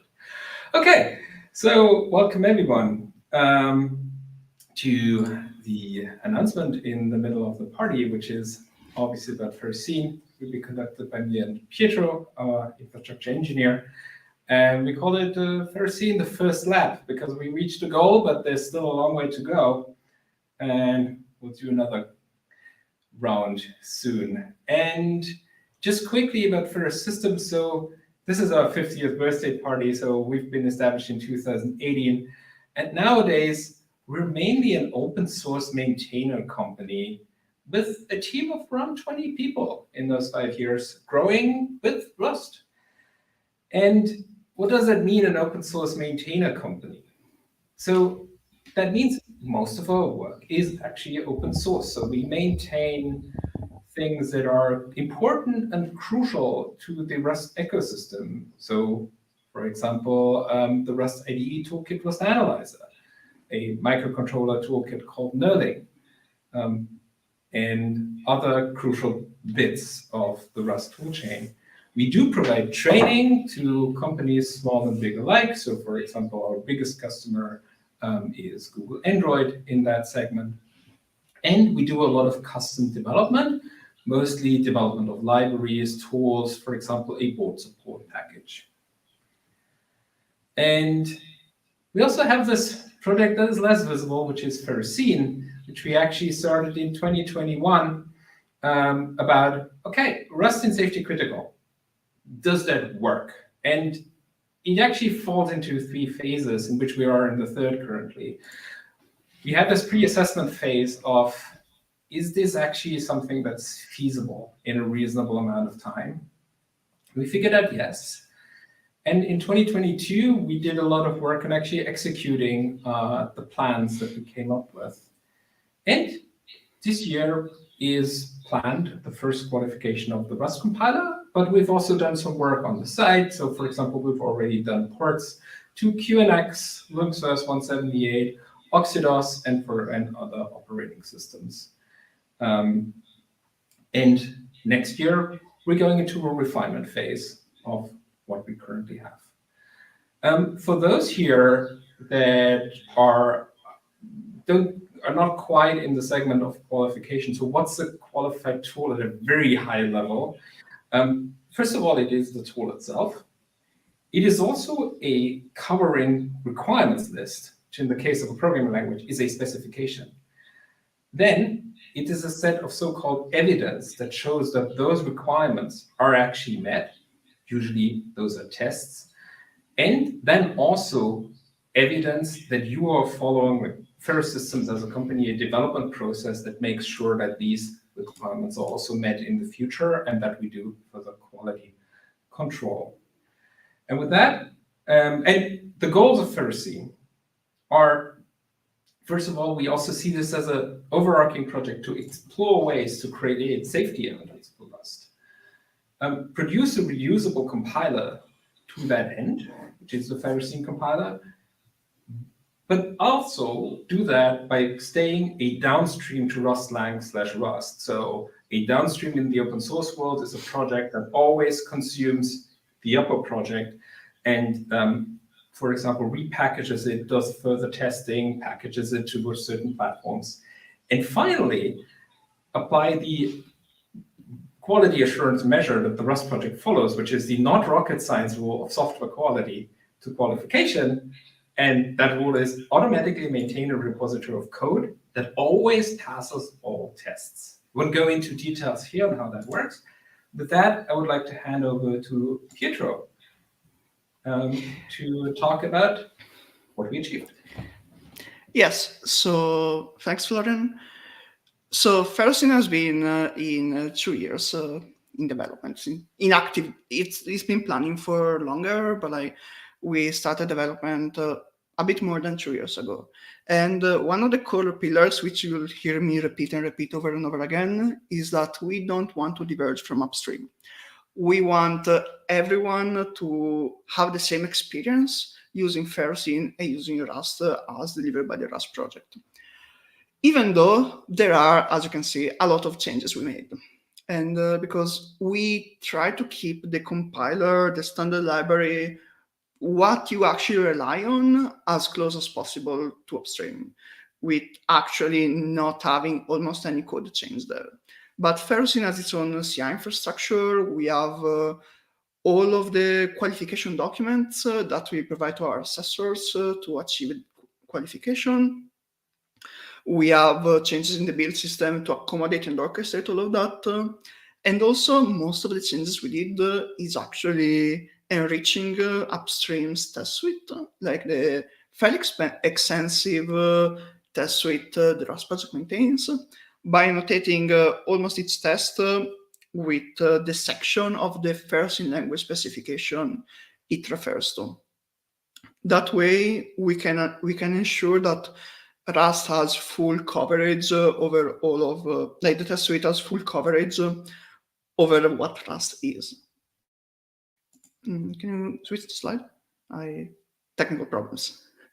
And so yeah, the specification is one of the side projects we had while qualifying Ferrocene, because you don't actually need to have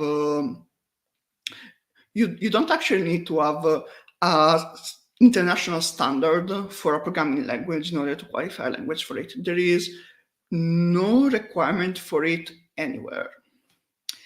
Instead, you just need a list of requirements, what the tool should do. And for most programs, is actually just the requirements. For a compiler, the main requirement is that it should compile that language. And so you need to define that language. And so we work on the Ferrocene language specification, which is not an official spec. It's just our own document that we needed for qualification and that we made available for everyone if they have a need for it. The Rust project is actually starting the work on an official language specification. So that will hopefully be developed soon, and we are collaborating with the Rust project. But this is not official, it's just our own thing. But it was a huge effort that will help other people that need to work with Rust. Next slide. And as I said, we wanted to be as close as possible to upstream. And one of the crucial parts of our qualification is that we didn't want to subset Rust. We don't want to limit which language features you have access to. Because, for example, if you use a qualified C compiler in a certified project, you likely need to respect, for example, MISRA C if you're programming with the C programming language, which heavily restricts which code patterns you can use. Instead, for the Ferrocene qualification, we actually qualified the whole we qualified the whole language, so you don't have those limitations. And even though we are not going to get the qualification certificate for every single Rust version, we are going to qualify and actually go through the whole process for the releases that make sense to our customers. We are going to ship every single version of Rust with everything that Ferrocene has around it. And also, like, the Ferrocene compile will be slightly slower than the upstream one because we enabled some configuration flags during the build to add more debugging checks inside of the compiler to mitigate the damage that bugs could have. Next slide. And we were sitting on top of the shoulders of giants while working on Ferrocene. One of those was the Rust project, because the Rust project actually has fairly extensive quality assurance process. And we had to do work to formalize all of that, but we mostly adopted the processes upstream has. Upstream has a rock-solid test suite, a really stable and robust CI system. They have well-oiled release processes and backporting procedures. We helped them with some of them, and members of the Ferrous Systems team were part of the people who helped define them upstream in the past. But even here, to reduce divergence from upstream, we went and adopted what upstream was doing, which is a testament on the quality that the Rust project is able to deliver every 6 weeks. Next slide. And with this, we are happy to give the first exciting announcement for these 15 minutes, which is that we are about to have Ferrocene be qualified for automotive and industrial use. Last week, Tubsud, our assessors, gave us a confirmation that they finished all technical assessments on Ferrocene. And there are a few minor details we need to tweak in the final report, but we expect to get the qualification certificate in the coming weeks. This will bring Rust to automotive according to ISO 26262 ASIL-D, and to the industrial sector with ISC 61508 SIL 4, both of which are the highest level of assurance available for both safety standards, which will open those markets to use Rust without having to certify their project without a qualified compiler, which can add a lot of overhead on those projects. Next slide. Florian, please. We are still missing a bit of polish because it was a lot of work to get there, and there is a lot of work ahead. Of course, we need to finish setting up a way for everyone to be able to buy Ferrocene. Right now, customers with 10 or more users can contact us to get early access. Later this year, we plan to have a way for everyone to just get and buy Ferrocene. And also, we need to polish. We need to get the developer experience using Ferrocene to be the same as using Rust upstream. So we are working on an installer tool similar to Rust app called Critical App. And we want to enable more targets, provide a faster version of the compiler, Windows support. A lot of small things that we're going to continue working on in the next months. Next. And we are standing on the shoulders of giant. I said that already, and open source is one of them, because of course the Rust compiler is open source. But in addition to that, we use a lot of open source tools for our qualification process. And it's actually really nice because we were able to achieve qualification without using any proprietary tool. So all of our technology stack is fully open source, and we were able to contribute to most of these projects, some fixes and some enhancements to fix bugs we encounter and other users will probably encounter in the future as well. But the biggest thing we contributed to is Rust. Next. because for Rust, we have a lot of, we want to keep divergences as little as possible, again. And the way to do that is simply not to make changes to Ferrocene, but to make the changes in Rust upstream, and then once they're approved upstream, merge them back into Ferrocene. And we did that with all the compiler changes we make, with a lot of build system changes, with all of the test suite.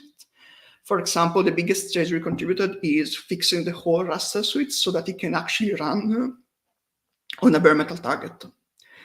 And this is what we want to continue working on. Having no divergence in the compiler from Ferrocene and Rust, so that the whole Rust community and all of the Rust communities in the various industries can benefit from the work Ferrocene is doing, even though they maybe don't need a qualified compiler. And with this, we have other exciting announcements in this that I'll let Florian share with you.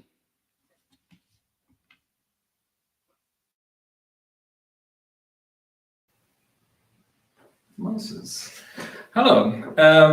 Yeah, I have a couple of more words, particularly around something that I would call currently industrial open source.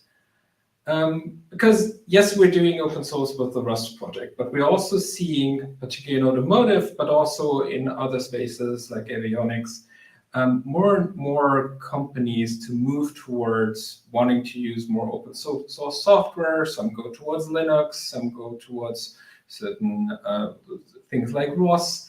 And there's a number of initiatives around that. Just as examples, ARM SOFI initiative, the Coveso initiative for the Eclipse SDV, Eclipse being one of the oldest open source foundations, creating something called the Software Defined Vehicle Group. And going to those places, there's frequently issues around required non-open source tooling if you actually want to do safety. So they're in the bind of, okay, we're doing safety, but all the tools we need to actually do all of our safety activities are not open source. And that is often a tension. And it has been quite useful to us to actually be able to contribute, to control, do changes within the projects that we're using. And with that, Ferrocene will be open source from today on. And that does not only mean code. Ferrocene's code is the Rust compiler. It's under Apache 2.0 MIT. But it also means the documentation and all the artifacts around it will be part of our of the open source code base. And we're also going to continue and start doing what we do with our other open source projects. Send regular updates, inform you of current ongoings, explain what's currently happening, give a public roadmap. One word, just quickly on contribution. We are currently, precisely for the reason that we think preferably, actually the Rust compiler itself should be patched, we try to contribute and collaborate upstream because the subtlety on we need to do strong review on all of our evidences is something we haven't sorted out yet, but we're interested in taking feedback. So currently Ferrocene is not open for contribution, but very open for looking at it and sending us feedback. We also want to make Ferrocene affordable. The reason there is we see a lot of startups in the space, often, yeah, in automotive, we have a lot of startups. There's all of these kinds of new space startups. And the feedback we get from everyone is we're using open source tools with preference, and then we have a costly move over to the actual certifications tool stack that we need later, switching the compiler, switching all tools around it. And we'd like to change that by actually giving away Ferrocene for an affordable price. The base variant, so access to build binaries, will be around 25 euros a month or 240 a year, which is the classic price for an IDE. That gives you extended support. The Rust project does only support its compilers for 6 weeks.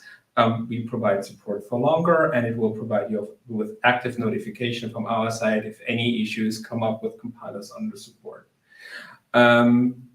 We also have DevOps very much in mind, which means if you are a Ferrocene customer, we're also fine with any use within CI/CD environments. That's completely up to you. We don't node log. On top of that, we are giving advanced services. For example, if you need functional safety certification, if you're going into certification, we will then support you with, for example, providing you assurances and, for example, signed versions of the material where we are actually responsible for the correctness. We provide long-term support for however long you want it, for the whole lifetime of your project. We provide DevOps packages. So if you, for example, want to run or deploy a complete infrastructure within your own systems infrastructures, we can help there. And the other thing is, a lot of companies are currently building their own SDKs, and we're more than happy to shipping the Ferrocene Rust compiler towards one of those SDKs and helping you integrating it. We have solutions for air gapping coming in. So if you deploy behind a network barrier where no access into a data center is possible, we'll have that. And well, any kind of custom development that you need, please get in touch. And again, with the preference, if it's an improvement to the Rust compiler or the Rust language, we will actually contribute it to the main Rust compiler or the language if it fits. And finally, you heard it before, OxidOS. We have open partnerships with other companies in the Rust space, and OxidOS is one of the first ones. If you currently, if you're a Ferrocene customer, you will also get an OxidOS binary and a simulator shipped along with it, so you can start using it. And that comes out of a relationship that we announced earlier this year. Having a compiler is one thing, but one thing that always helped in the Rust environment was having an artifact to work on. So OxidOS is our artifact because OxidOS is currently under certification, and on the other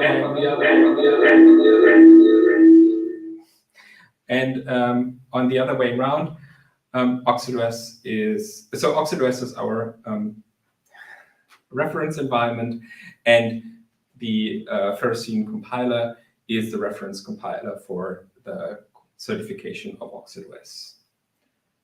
Both products are available in the company's products, vice versa, free for non-commercial in usage in the respective simulators. And that's it. Thank you for listening. And well, let's go on with the party. After 3 years, we did it. And I guess after all of the technical issues today and during the rest of this week. And also, actually, our target date was end of the year, so we're even a little bit early.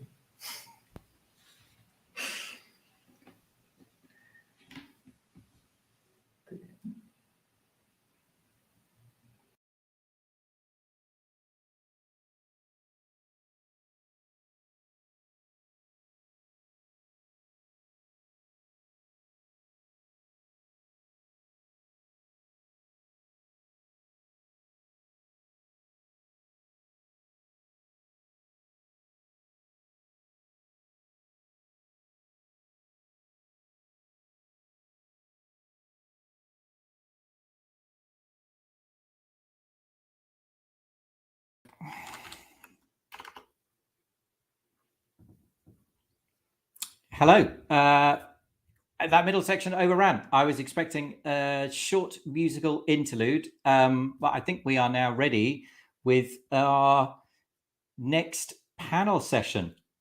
Unless we want to go for the music anyway. I don't know. If the person in charge of all the controls gives me two voices, two panel heads, then we'll go straight into our panel session. There we go. So we are joined by Jack Greenbaum from Cadence and Oreste Bernardi from Infineon. Welcome. Hi. Hello. Let's talk about Rust and embedded systems and what it means for safety critical. Perhaps we could start off with some introduction. So Jack, please tell us about yourself and what it is you do. Yeah, today I'm a design engineering architect at Cadence in the Tensilica team. And Tensilica, many people may know about it, but you probably have one in your pocket. So Tensilica is a configurable and extendable processor. We're well known for our DSPs. If you have true wireless earbuds, you probably have at least one of our processors. As I mentioned, your cell phone has one or two. If you say, hey, Google, well, that's one of our processors, likely. So that's what we do at Cadence. And I first came to Rust maybe 5 years ago or more while I was at Greenhill Software, where I spent a long time doing safety-critical software in the automotive industry. And that's when I first came to know Ferrous Systems as well. So that's a bit of my background. All right, fantastic. And Oreste, what is it you do at Infineon? What's your background? Okay. Infineon is a leader in semiconductor production, from power to microcontroller, digital, analog, many different market. I am working the automotive department and in the microcontroller division, and I think basically the probability is very likely that you drive a car with at least some component in Infineon, and very likely the controller inside of for the combustion engine is from Infineon, our product that is called Aurix. And I come to Rust some years ago, first just because I like to learn a new programming language. I started with a small project and I moved back to my previous department that is in the microcontroller. And Infineon, our department, decided that because Aurix is very strong, probably the people in the automotive market knows, but it's very strong in safety. So we want to be leading edge. And so we started to push and promote Rust. And so my work is related to supporting tools and tools environment for present and next microcontroller platform. Okay, fantastic. But perhaps for the folks in the audience, just help us understand a little bit about the kind of products you make. So I guess many people who've done embedded, they're sort of familiar with ARM Cortex-M, right? So ARM make the microcontroller core, the processor, and then somebody else packages it up. And we heard from Tim earlier in avionics, they're big fans of power PC chips. So tell us a little bit. Did Infineon have ARM chips, and do you have some chips that do not have ARM inside? Yes, we have ARM. We have many departments. In our automotive microcontroller, we have a line of ARM microcontroller that we acquired together with a Cypress company after the acquisition. But also our, let's say, biggest and more famous microcontroller is called Aurix. It's based on a proprietary architecture called the Tricore. And so you will not find, let's say, any open source compiler for that, and is really specific restricted to the automotive, but is fully designed from ground up for safety and ISO 26262 and so on.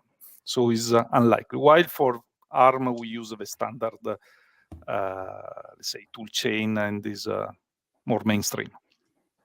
Okay, so Jack, the cores that Cadence make, what's the story with Rust? What does the roadmap look like? And when did you first, as a company, start thinking about Rust? Well, we started thinking about it when customers started asking for it. And that's the big change that I've seen over the last 5 years or so. I used to work with Tim at Greenhills, and we were looking for a better language for our own development. We had defects. I hate to admit that my team would produce software with defects, but memory leaks and things like that. So we started looking for a better way for us and for our customers. So that was my first interest in Rust, and at that time it was more of a push. But since the first work I did with Rust, well, now we see working groups at AUTOSAR and SAE and throughout the industry. And at Cadence, we've had customers ask for Rust on our Tensilica processors.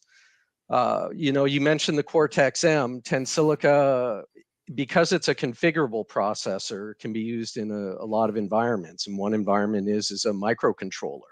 for very small memory systems. For example, Espressif has many devices that use an earlier version of the Tensilica processor, the Extensa LX6. And they, in fact, produced an open source Rust toolchain for the Extensa processor. So, you know, there's a history of Rust on the Tensilica Extensa. And now we're seeing customers say, hey, we want this. Which is great to hear. Whenever I talk to people, say at big events like Embedded World, they say to me, well, when are the chip companies going to start supporting Rust? And I say to them, well, actually, yes, there are several already, including Infineon, which is great to be able to say. But also I say, have you tried asking them? Because then when you talk to the other chip companies, they go, well, people haven't really asked us about Rust, so what's that about? So yeah, I always encourage people, if you want something, reach out to your suppliers and your vendors and ask for it and engage in the conversation. And that's how we'll get these things started. So Oreste, where does Infineon's Rust journey start and where are you on that sort of roadmap? Okay, there is a two-part Infineon. There is our cybersecurity that was more advanced in Rust, but is a very far department. We are in automotive, and we started in MC. Was fun because we had one of our tool partner that developed compiler for Aurix because it's specific, and contacted us and asked, "What's about Rust? Do you see demand for Rust compiler?" And we answered, "You should have. You are the partner. You are selling compilers. You should tell us if there is some demand." So we realized, we agreed that this was a problem. Let's say chicken egg. No one knows that there is the possibility with Aurix is restricted our market to automotive. And so we said, let's do something and see what's for embedded world and see what's happening. So we make the announcement together with our partner, and there was let's say, positive surprise because there was a lot of interest that surprised also our marketing. So big interest in this. And so we go on. So we start we start little, let's say, in a small. First, the peripheral access crate for our ARM core because it's a low-hanging fruit. And now we are working to prepare also the same for Aurix and making public as soon as also the productive version of the compiler is available. But in this case, was our tool partner because, frankly speaking, direct until this announcement, no one really contacted us. Now we get contact. Or let's say, I am part also the Rust working group in AutoZar Adaptive, and we know that all the OEM and Tier 1 are experimenting Rust, OEM of the car maker. And now we see the demand for experimenting, investigating. So the interest is there, but we are really at the beginning. No one is really, maybe except Volvo that going public with the article, everyone knows, but not a big product. And remember that automotive market is not as fast as a consumer, but the interest is very high. Yeah, which is fantastic. So in my time in the sort of the Rust embedded working group, we've been building tools because no one else was going to build them, right? Someone had to start. So we've built, as you mentioned, the sort of the peripheral access crate, this low layer that lets you access the registers of your hardware, and then we have ideas for the sort of hardware abstraction to make things portable and the layers above. Jack, sort of from your point of view, what are some of the advantages that Rust developers get, particularly embedded developers, when they want to start looking at Rust? What kinds of benefits are they going to get compared to, say, a sort of a more traditional development approach in C or C++? Well, there's as we say in America, motherhood and apple pie of memory safety. And that's just sort of the entry point. But when you're optimizing an embedded system, and especially with our FUSA customers doing DSP that's safety related, you really care a lot about memory and where's your memory and what memory are you using. With our DSPs, we have internal memory that's very high bandwidth. So you need to be careful with what you put there and make sure it's aligned properly and that it gets there through the DMA at the right time. So because of Rust's more concise way of thinking about memory, one writable reference or many readable references, it really simplifies the analysis when you're looking at your code and looking at your data motion. So that's one of the things that I think that developers get above and beyond just the standard memory safety. It's easier to think about performance and who's using what memory where. You know, with C and C++, everything's a referenceable memory pointer. And that's not what DSPs look like. So I like just that mindset that you can't just take a pointer of everything unless you're going to label it unsafe. So those are some of the topics I see that our developers will appreciate. For sure, yeah, that chimes with me because my background is working on a very unusual 16-bit DSP where some of the memory over there, every memory address is a 16-bit value, but some of these memory addresses over here, these ones are actually only 8-bit values. So yeah, I guess it's trying to, as ever with software, you're trying to model the real world, and I guess Rust is going to give you tools that help you more accurately or more carefully or more correctly model the real world and stop you from doing the things that you don't want people to be doing. So Oreste, from Infineon's point of view, what are you offering Rust embedded developers? How do you help them stop doing the things that they shouldn't do? Because in C, everything's a pointer, everything's an integer. I can stick anything anywhere. So how does Rust help? So as Infineon, as explained earlier, we are just at the beginning, step by step. But I can comment about the automotive because I had a long discussion also with a colleague working the working group inside AutoSAR in the SI, in the American Association of Automotive Engineers, where I am also part of a group that is defining safety coding guidelines. There is a two-part in automotive. Now is the part, let's say, high level, we call it the central computing, that basically is like a PC. And just for fun, there is even people thinking to run a Kubernetes inside the car. They're really crazy. And here is clear the advantage of Rust, no discussion, because here is the language C++, and everyone knows the advantage of Rust against the C++. And also the leader of the group in AutoSAR Adaptive, that is 25 years of experience C++, is really fond of Rust. I want to use only Rust everywhere. So this is clear. On this part, high level Rust is already arriving and will be a really big solution, important solution for safety. Is more challenging in the other part that we call classic or auto, where you have a microcontroller, where you don't run Linux, where typically due to the real time you don't use dynamic memory allocation. And so one said, now the big advantage of memory safety, where is because everything is very static. In this case, there is other benefit. Besides the checking on the array access, yes, it's fine, but there is also static analyzer that help you in this direction. I think first is definitely the capability of abstraction.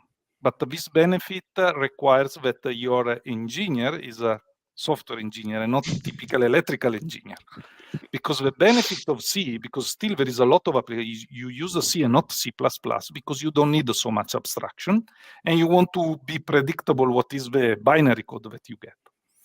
But there is the potential. But I think what is really is difficult to explain to people that don't have experience with Rust is the speed of development. Because first you have the tool chain, cargo, writing the test, and in the C world, how you download the package. There is so many different package systems. How you write the test. And what I said also to our manager is the mindset. Now, when you take a C developer, is a performance, small sites, this is the problem. You take that have no experience on safety. Instead, if you take even a student that have experience on Rust, he knows what does mean consistent correctness of the code. You are really paranoid of this. And this is the culture. And finally, and I said also this to management, the capability to embed in a library using the feature of a compiler some kind of check that usually you write in the safety manual. Example is the uses of type state. Don't call this function before I ever initialize this. In C, you have to write. In Rust, you can embed it in the compiler. And this speed up, because at the end of the day, whatever you can, Rust is not adding more capability for compared to C program, because today there is a set of tool, you get the same kind of safety, but it's just the speed. So Jack, given that, where do you think Rust is going to end up? So what's sort of being offered today? How are people going to engage with this? Where do you imagine the sort of the ecosystem is going to be in say 5 years' time? I know it's always tricky putting guests on the spot, going, make a prediction for the future, and we're going to get it on tape and tell if you're wrong. But give us your best shot. You know, today we're having conversations with customers that are pull rather than push. Customers are saying, hey, we want this, we need this. So, you know, and I already compared that to 5 years ago when it was a push. So people have come around to, hey, Rust is sufficient. Rust provides the things that we need.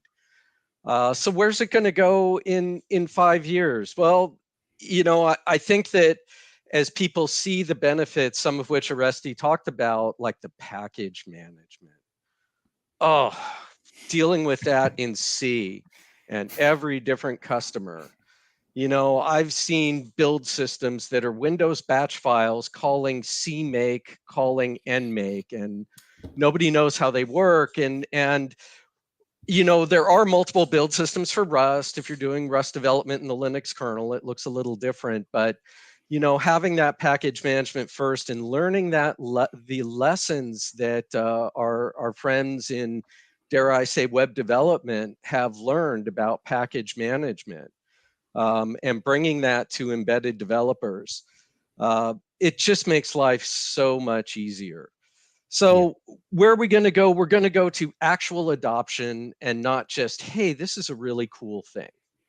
You know, look at Ferrocene, certified by TÜV, qualified tool chain. It's there now. Yeah, it exists.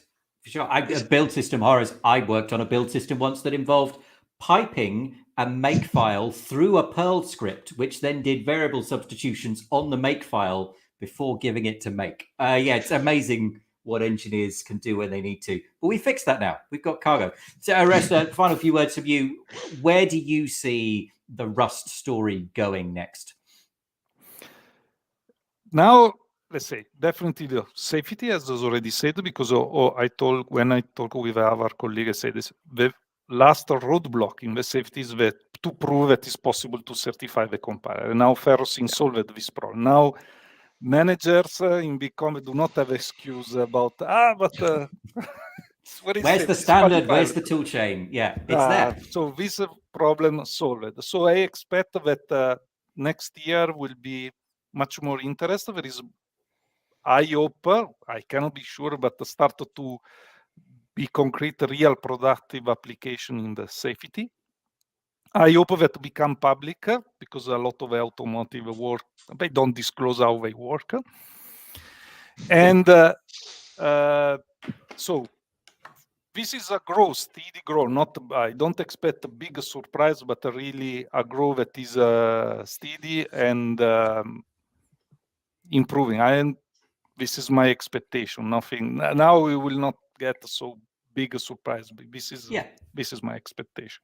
And that chimes with what I'm thinking. I think Rust is going to be one of those things where it just happens day by day, week by week, month by month, and then one day we'll just turn around and go, everybody's doing it. Where did that happen? It's happened in many other sort of fields of software development, and I'm sure functional safety and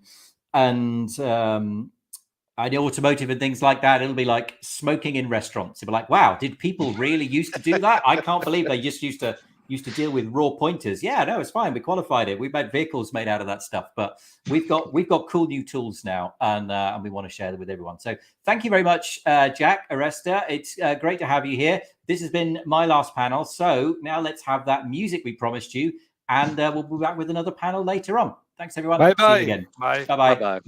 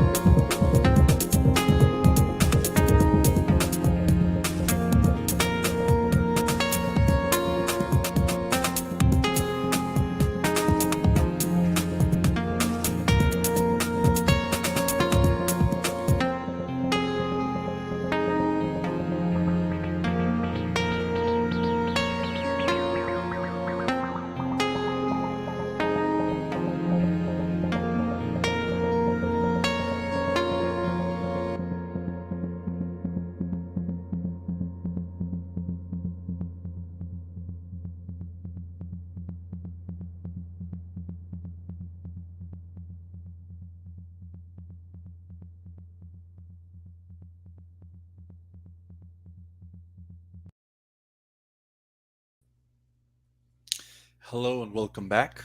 I'll be joined here by two distinguished guests on the panel for maintaining open source code bases with an emphasis in Rust, of course. Please give it up for Steve Klapnik and Zishan Ali Khan. Would you kindly join me? Hey! Hi. Hello, Hi hello. there. Nice to meet you both. Very excited.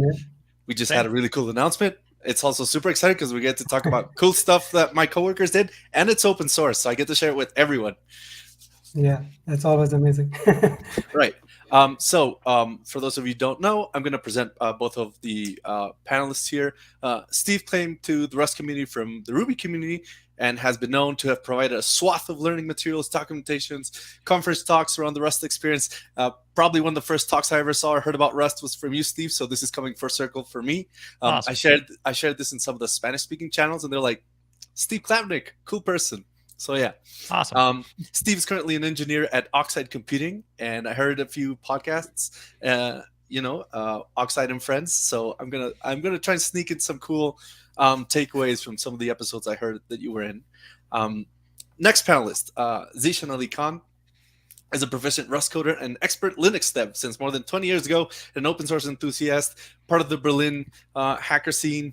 Very glad to have you here. Also, a lot of operating system, Red Hat and GNOME has been part of those communities as well. So please, welcome. Right. So I try to kick off this discussion by reading some of the stuff people have done before, places where they've spoken, and I came up with this really cool blog post by Steve on the golden rule of Rust, harkening back to Magic the Gathering, a really cool card game. And it resonated with me because I was refactoring this 5,000 lines of a dynamic language, and it just hurt. And I can't help but think that it wouldn't have happened in Rust. So for those of you who don't know, could you talk about this magic rule that comes from this card game, and what has your experience been like? Has it held up with how things have been developing at Oxide Computing? Yeah. So the premise, the idea of this post, to put it a little more concretely, is basically that Rust tends to not infer information about your code from your code. It looks at the type signature you write for your functions. So for example, we have to write a return type on our functions. Even if Rust could figure out, oh, hey, you return an I32 every single time here, we still have to write returns I32 with a little arrow. And the reason for that is a couple different reasons, but the one that's written into the topic today is maintainability. The idea is that you're sort of you can think of it almost as your first ever unit test. You're saying, hey, this function is going to take these arguments and return these values. And so if I do something that doesn't do that in the body, I want to know, hey, the body is wrong. The problem with inferring that kind of information is it assumes the code you wrote is right. Whereas I think that the perspective that I take and that Rust generally takes is that the signature is actually what's right and the body is wrong. So to do that, you need to actually write everything out in the signature. I did have a number of good comments on that post. There are a couple of interesting obscure edge cases where this is not currently true. And oftentimes people think about it as being pretty surprising because it is so normally true. And this happens a lot with async, for example, and also auto traits. So those aren't always mentioned, but are sort of exceptions to this. But generally that's the case. And so I find this to be incredibly helpful when refactoring, because it means that you can change the signature of one of your functions and then type the to-do macro in the body, and then see how that would affect the rest of your code base without actually needing to do anything else. And so, yeah. To cut in just a bit here, so you came from Ruby before, I come from Julia, and I had the experience of coming into some a coworker's code base that was 5,000 lines of Julia code, and they didn't have a manual or they didn't have anybody to guide them to this, and just taking somebody else's code and reviving it to have proper software engineering practices was very painful. And so I started thinking about, what does this mean about maintenance when you can leave your crate, abandon it, and another person can come in and know that all these invariants are held up by the compiler. So I feel that in the Rust ecosystem, the ability to resurrect abandoned crates is much greater than in other languages. I don't know how. I think that the interesting twist here is that you in the future is the same as a different person. Me and you right now is the same problem as me 5 years from now. And so that doesn't just help taking over someone else's crate, but it helps you literally maintain software because you are not the same person that you were a month ago, 2 months ago, 3 months ago. And if you have to come back to old code you wrote, just because you wrote it doesn't mean it's actually familiar to you.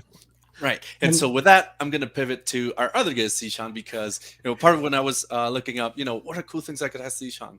Part of your GitHub bio states that you had a heroic refactoring of this dbus code base. You just said single-handedly went off into the jungle, fought the demons, and came back with this. And now I believe it's a crate in Rust from that experience. Yeah, it is. It took a long time because I took like a bottoms-up approach. Like I wanted to have every layer very proper and start from the very low level, right? Like sockets and deserialization and serialization. And I put everything in separate crates as well, so that people can use different parts, like low-level parts, without the high level and stuff. So it was quite a challenge.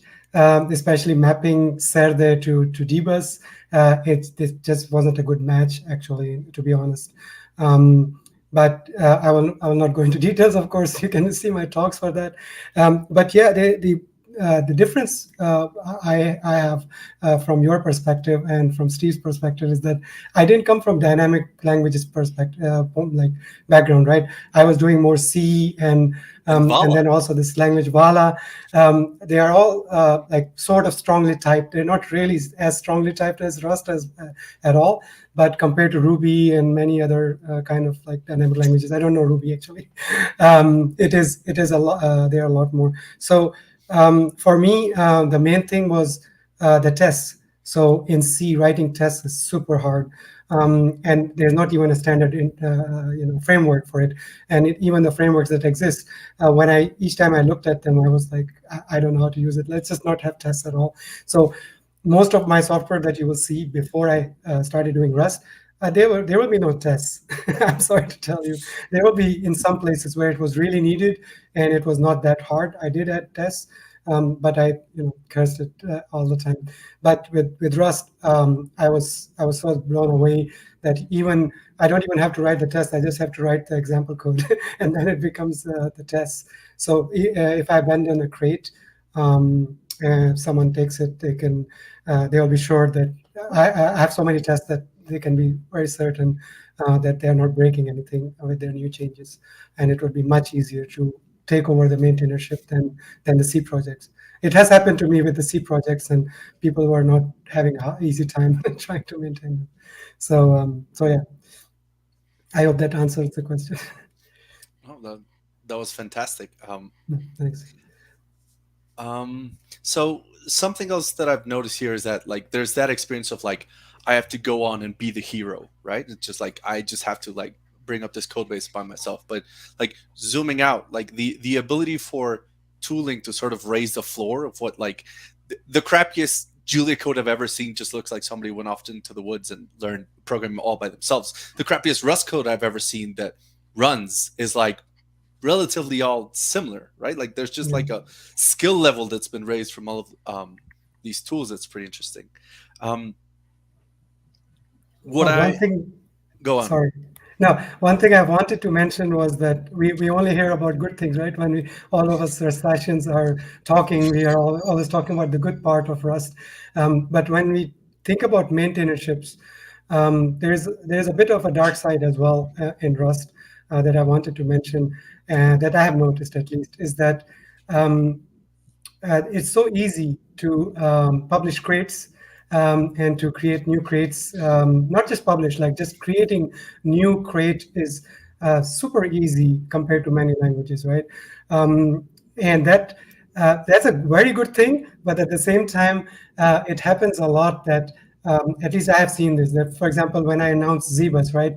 I hadn't even made the first release yet, but when I announced it, soon after the following months, there were like at least 3 or 4 different new dbus crates popping up.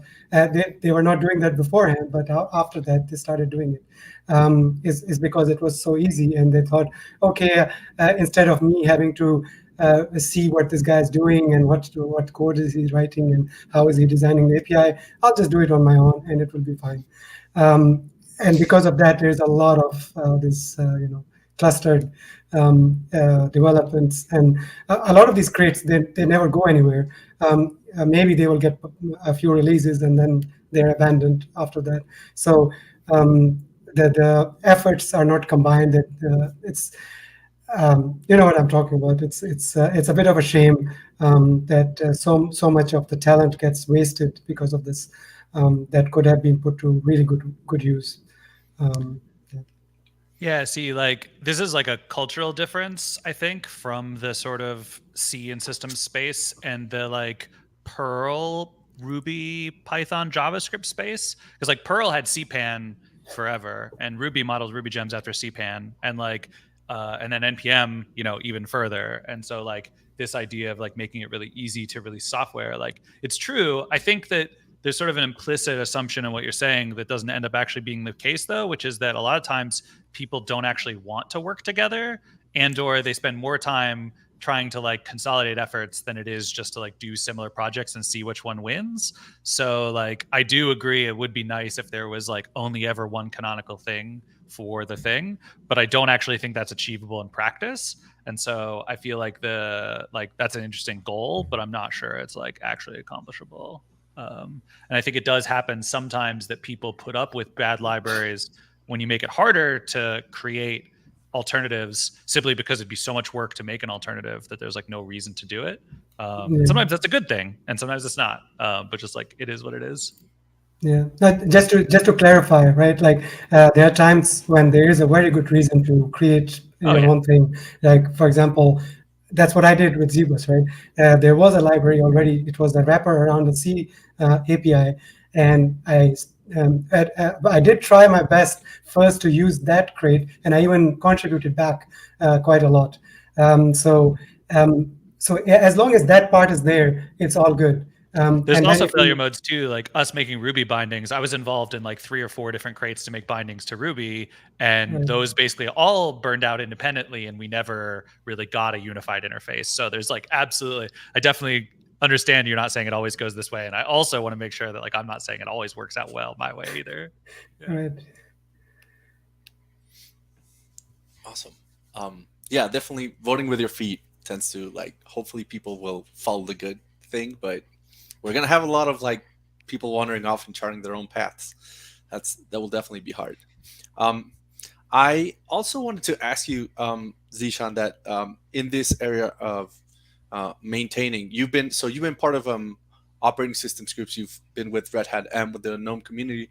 So usually these are communities, like operating systems that want to ship you working libraries are at odds usually with programming languages. With like hey, we want to like statically link everything, and they're not. They really don't appreciate that. But do you see this?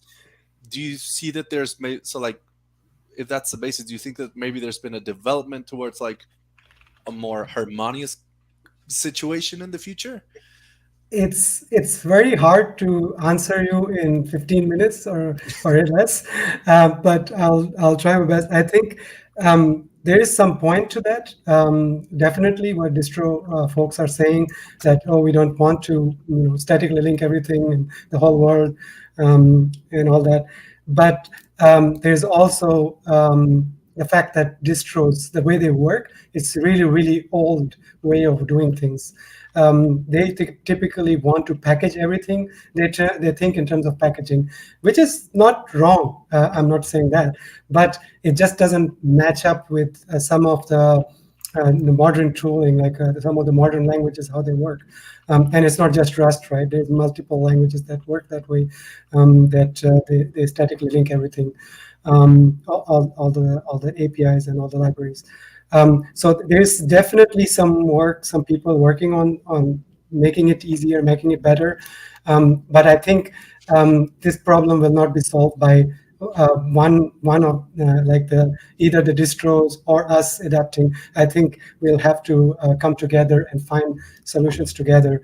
And it's not happening a lot. Like most people don't care about the other one or the other, but there are people who are sitting in the middle of all this. So they have they have interest in solving these problems, and I believe in those people. I won't name names.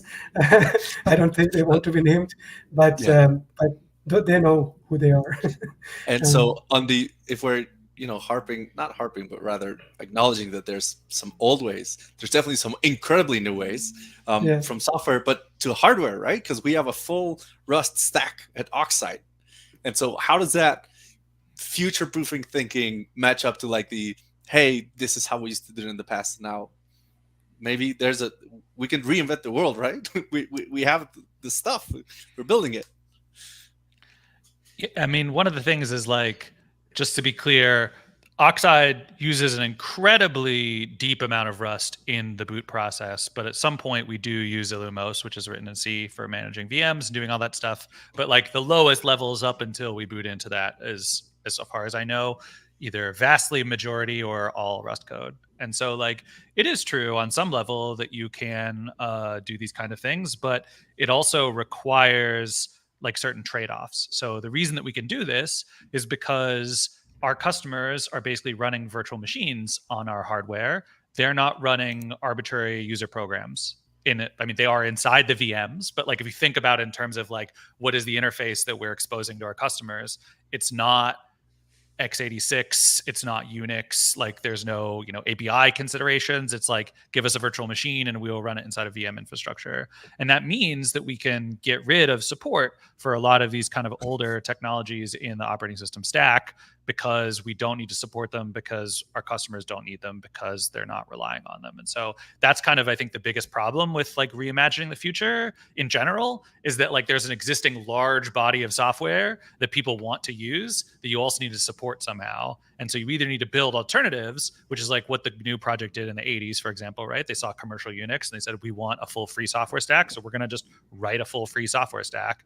And so you simultaneously can have some people who are reinventing things in Rust by throwing away legacy because they're able to, and some people that, like the project to rewrite core utils or RedoxOS or like things like that, where people are rewriting the world from scratch entirely in Rust because, that is also a valid approach. So you kind of need both of those different things, and which one you can choose really depends on like your constraints and what you're trying to do with a particular project or product.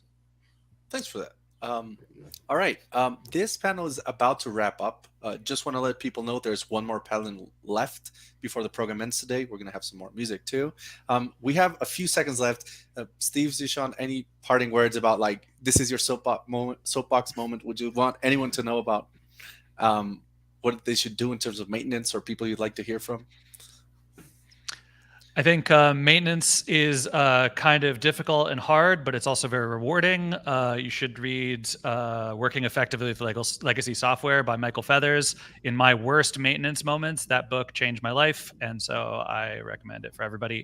The examples are in C, but not so much that you can't understand it as a Rust programmer, and it will be helpful anyway.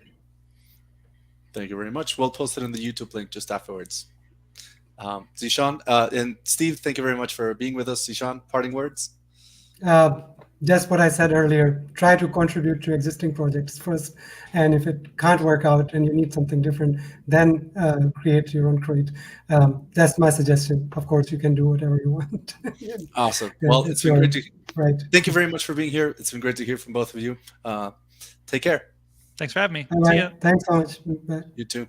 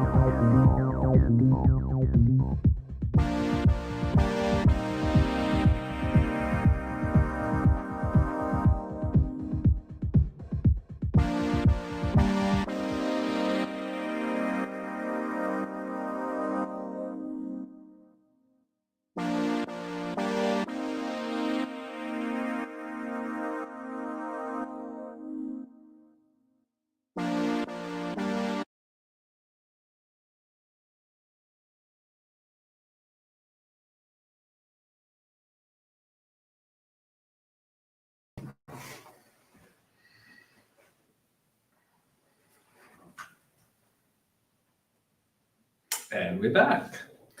So, last panel. And this time it's going to be about embracing Rust, because we've done this for 3 hours now, so why not talk about it?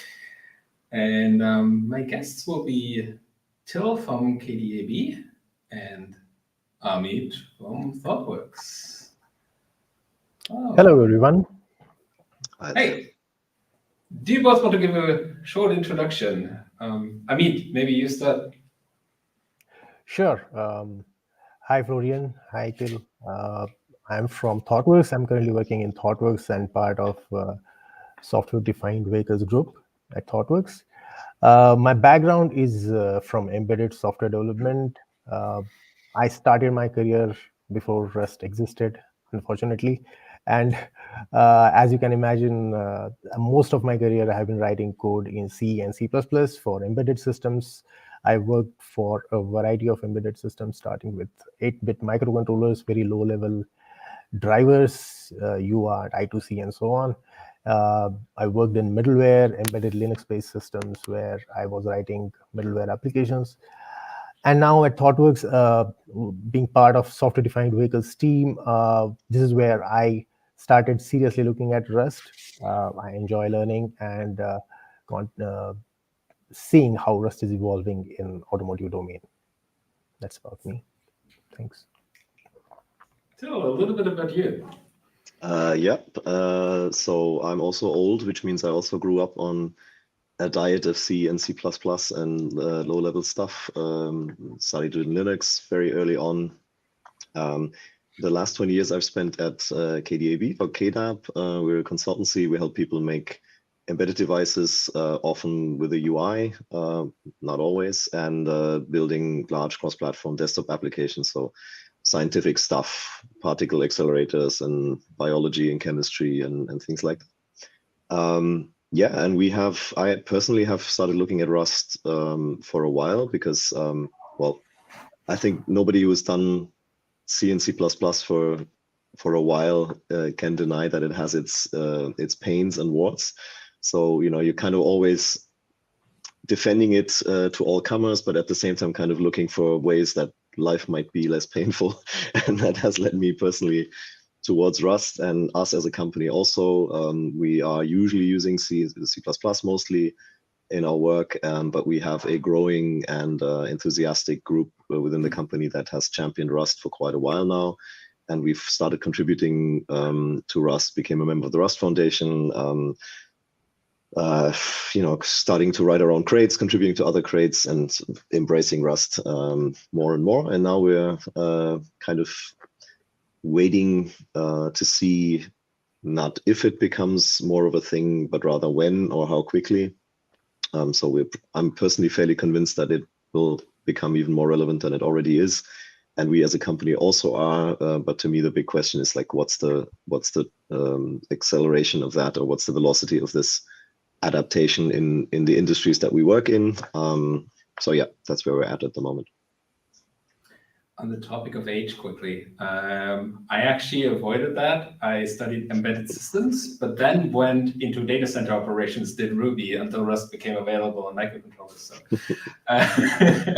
and talking about that, I mean, quickly, one thing that I noticed when we're talking, when I'm at places like Embedded World, is like because I've done data centers and CI/CD, ThoughtWorks is like the name. Sometimes though, in embedded, people like ThoughtWorks. So maybe you want to give like a 1 minute, who's ThoughtWorks and what do they do? Sure. So ThoughtWorks is a tech-centered consultancy firm based out of US, and it's primarily a well-known name in enterprise software development, cloud-based development, pioneers of agile software development, bringing great software development practices and architecture to the industry. Yeah, and embedded and software-defined vehicles is somewhat a new space, but that's where we anticipate industry is moving. A lot of software is being written for vehicles, a lot of in the ECUs, and definitely being a software company, ThoughtWorks can play a major role in contributing to this area of software development as well. So that's where we are looking at, and it's good to be part of Rust for being seen as a language for automotive software development. I've got a question there. So one thing that I observe is, I mean, these used to be separate fields: enterprise, cloud, web stuff, and embedded hardware, usually not connected. And we're seeing those two come together. I mean, there's a lot of talk about problems around that, but what are the opportunities of that happening? Like, what do you see coming in the next 5-10 years in that field? Awesome, good question actually. So what we are seeing is the software development practices as they evolved in other parts of the software development world, like enterprise software, web development, cloud development. Those are the practices which, as you develop more and more software for cars, you have to bring those practices to automotive world, where in order to improve the quality of software. The more software means you will need automation. How can you improve your CI/CD pipelines? But writing software for automotive also involves safety compliance, safety concerns. How will you do testing on embedded devices of the software? So these are the concerns which separate embedded software development, automotive software development from the enterprise software development world. And those are the things which I think there is a gap. So that's why we are hearing things like cloud native development. How can you use more and more simulation, digital twins in the cloud for testing embedded software before you release and deploy? And that's where there is an opportunity for companies working in conventional software development areas to apply the knowledge and expertise to bring those practices to embedded software development world.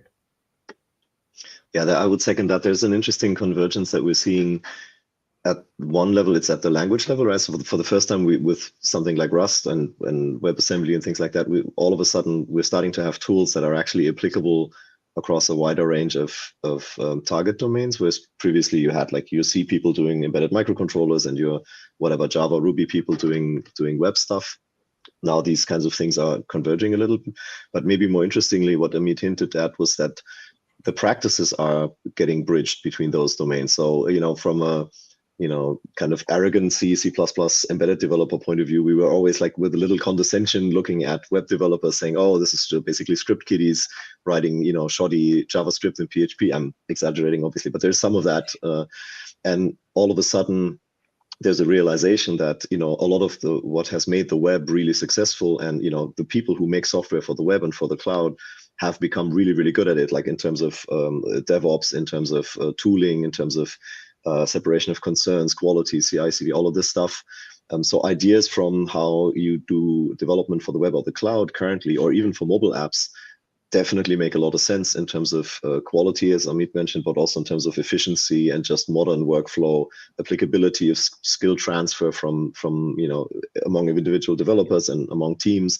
So we're seeing this kind of idea of, let's say, containers for embedded development, or consistent application of quality process, constant delivery in the true sense of the word, that you are actually able to, in embedded, you would be lucky, if the car came in once every 3 years for maintenance, you would be able to do a software update. And obviously, the cloud or the web deploys maybe every hour or twice an hour, right? So getting that to become much more closer together is a big opportunity, and helps with, one of the issues we have in kind of embedded, but also in to some degree in cross-platform desktop development, is that there are very few people who actually want to do that or have the skills to do it.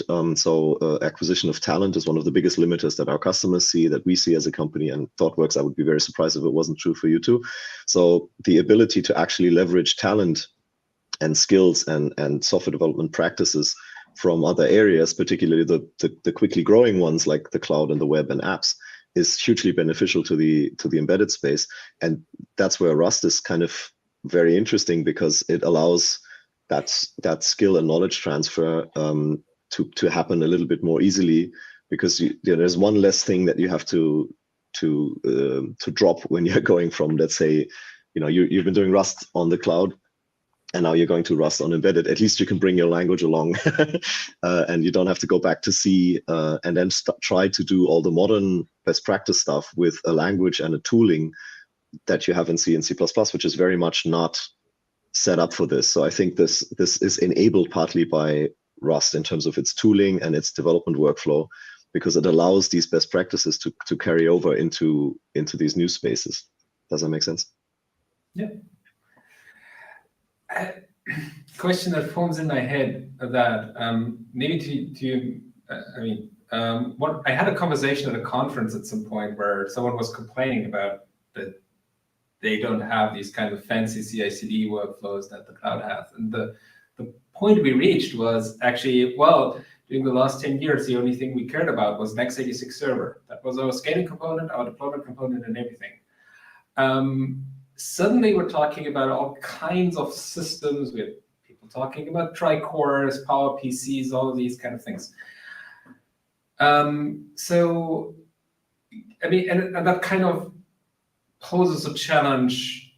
Like the physical always gets in the way of a smooth software workflow. How can we deal with that? Should I go with? Sure. Yeah, sure. So this is where I think there has been a lot of gap, as you rightly pointed out. Whenever there is hardware involved, a complete automation becomes a challenge. Complete automation of CI/CD pipeline. How do you apply your DevOps practices and pipelines? Those things become challenge. And continuing from what Till was discussing for our earlier question, just Rust being young language, very young language, it has seen the problems and requirements from the both sides. How modern languages have evolved, how CI/CD practices have been evolving in that world, what are the best practices out there, and similarly, what are the challenges required? What are the challenges? Not everything is just by choice. There are some restrictions in hardware which you can't just get away with. Like, for example, the resources, the power consumption, how the IOs work for hardware compared to how IOs work for an enterprise application. So these challenges one has to see, and we have to cope up with those limitations. And Rust being a modern, taking learnings from modern language, applying those to embedded and hardware world, I think the tools are being developed in that with those things in mind. For example, you can build, you can have a virtual processor in the cloud, which has a full instruction set support for the hardware on which this binary is going to run. You build your Rust code, and there could be a test suite running in the cloud, which will test this actual binary, which is going to be running on the hardware. And then you find a mechanism to deploy these binaries on the hardware in the field. So this is something which was not available, even imaginable for earlier development practices in embedded world who were writing code in C and C++. The tools were not matured. There was not even a consideration about all these things. So I think this is where, again, I'm emphasizing what Till has been mentioning. Rust will play a big role in enabling these practices for hardware world. Yes, and if I may add, at the same time, I think what makes it quite strong also relative to other competitors, you could argue that there are other languages that have similarly modern pedigree and are thinking of these things. But the one thing that uniquely Rust brings to the table here is the acknowledgement that the world is one in which C, particularly C, dominates, particularly if you go to the embedded space. So acknowledging that interoperability both ways with C and C++ is critical to the success of this. Because nobody starts from scratch. You have to pick up people where they are, and every project out there right now does have a lot of C in it. And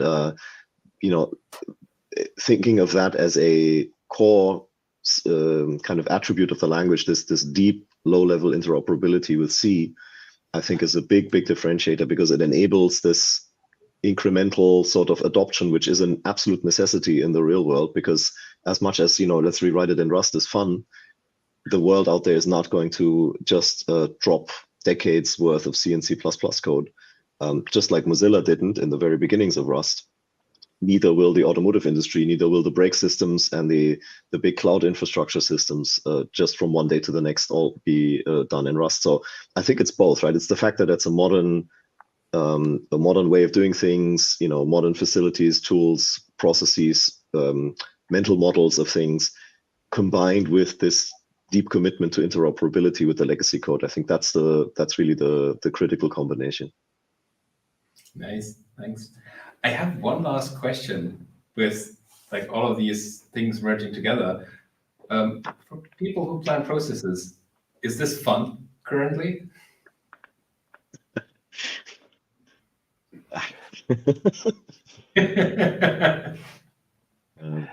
I think we all share a particular kind of masochism. What's fun? I think it actually is. It's kind of like there's new stuff. We're not scaling x86 servers anymore, which just becomes a little bit. Okay. I agree. Well, thanks for the conversation. We'll be moving towards our closing then, and thank you for being here. And Thank you. Thanks for having us. Thanks for the talk. It was good. Thank you very much. Bye. All right. Bye-bye, everyone.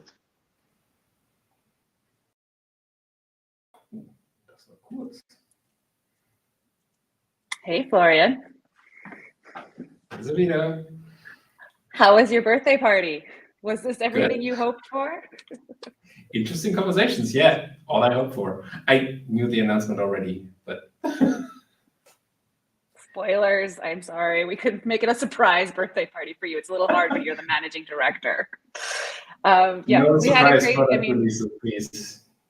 Ever. next time we'll coordinate better with the team. Yeah, I mean, I can't believe it's already been 4 hours. I mean, I was here 4 hours ago. It was still light behind me. Now it's dark. I think there were some really interesting conversations. Also, lots of great comments on the YouTube live stream and everything as well. So I think it's been well received today. Yep. Yeah. Any closing Of course, remarks? we have to. Well, I think for me, I think we have to definitely say a few thank yous. But I think the closing words should definitely go to you, and then we'll say our thanks. Yeah. Thank you, everyone, for listening. It's been a great 5 years, and it's actually been a great pleasure to be around the Rust community. I always say it's a huge privilege to see a programming language grow from literary research office to we're talking about putting this thing on cars and in critical software. It's not even been a decade, and effectively what JF said earlier, IT moves so quickly because it's so young. And I think that's actually interesting because every couple of 2 to 3 years you can do a new thing. And the other thing that I hope is that we unlock a whole new field of endeavor for Rust developers. I know there's quite a lot of enthusiasts that have been waiting for this, and happy to deliver. Yeah, I think, yeah, I'm really excited to see where Ferrocene goes and what kind of new frontiers a qualified version of Rust will sort of encounter. As our Jonathan also said, he had been speaking to ESA, or the European Space Agency, earlier this week. You know, we had some interest in like the healthcare space qualifying with Rust compiler for that, also aeronautics and everything. So lots of potential for all the places you will go with Rust these days. Yeah. Automotive has been fastest. Others need to speed up. Okay. Well, then we need to sort of maybe expand the team, but maybe first we can sort of thank the team that worked on Ferrocene up until now. I mean, as well as our internal team of Pietro and you, who were really driving all the efforts, and we also had a lot of support from Jorge and also a few other supporters, including Josue Navabalo, Erwan Lagayu, Christian Kirchev, Tucker Taft, and Michelle Ricardo. And anyone else am I missing? I feel like that's the ones we saw the most in our weekly stand-ups about this. Also James Munz, like he actually kicked off the whole thing. So thanks, James, here. Thanks, James. Yeah. You wanted to see Rust on planes. We're working on it. We want to see Rust on planes, but not the kind of Rust everyone else is thinking of when we say Rust on planes as a passenger. Yes. That's the classic marketing problem of Rust. You also don't want to see Rust on cars or other places. That's why we have that other name. Well, let's maybe another topic. We also want to thank Jan Eric, who's done all of our technical support for tonight, of course, and James Munn, and also everyone. Oh yeah, come on, Jan Eric, come on. He's shy. Oh, he's sliding a chair over. Thank you for all the support. Who's been putting all of our guests in line and everything, and making sure that we're all working and making sure our microphones. We're sorry too about the whining and the echoing and the little technical bugs that we've had. So yeah, we know we should know better at this point, 3 years into Corona, but bugs happen. Yeah, we have 20 more minutes. We've got a lot of positive feedback on our Sam Aaron sets. So we're closing out our night with a 20-minute dance party to some Sam Aaron tunes. And yeah, thank you to everyone who's tuned in. This live stream will stay on our YouTube channel. We'll also be cutting it down so you can watch the individual panels. And we're just checking to see if we can create a playlist with the music so you guys can just vibe out on it for all your future coding Ferrocene sessions. Anything else, Florian? After party at your house? No, we're going to a restaurant. All right. Friend's brother has a And really nice vegan restaurant. Very pleasant. Okay. So I'll meet you there. Yeah, so Jan Eric, take us out with our 20-minute dance party. And thank you again to everyone for tuning in and joining us tonight. Thank you.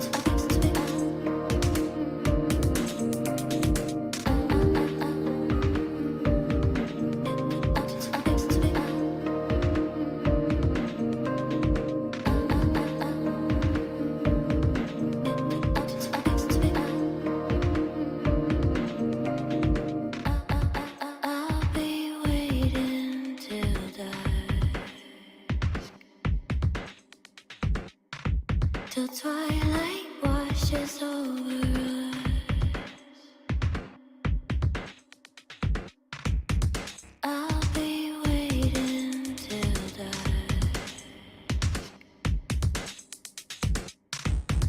twilight washes over us.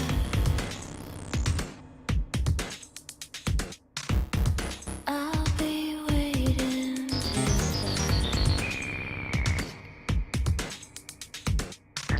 till twilight washes over us.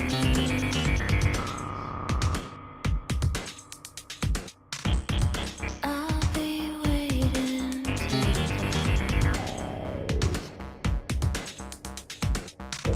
till twilight washes over.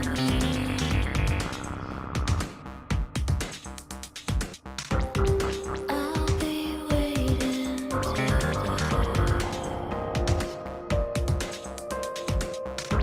till twilight washes over.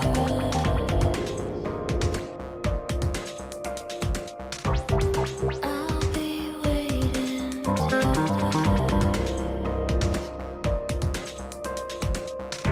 till twilight washes over.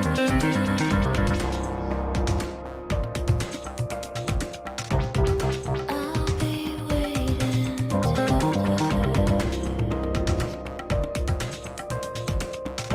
till twilight washes over.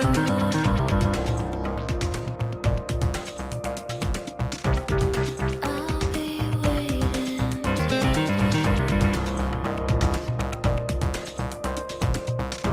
till twilight washes over.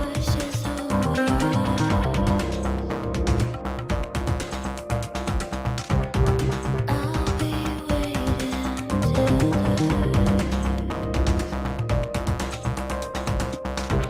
till twilight washes over. I'll be till twilight washes over.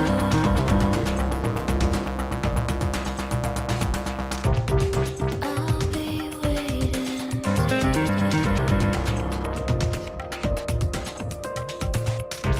till twilight washes over.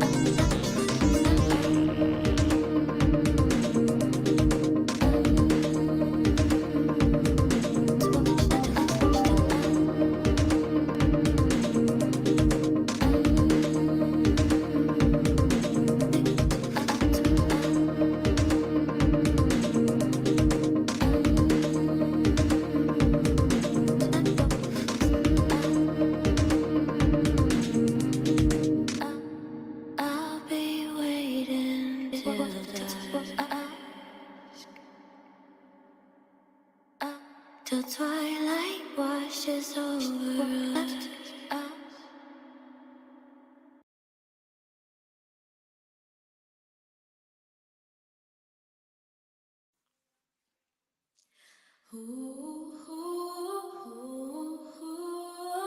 I'll never run away.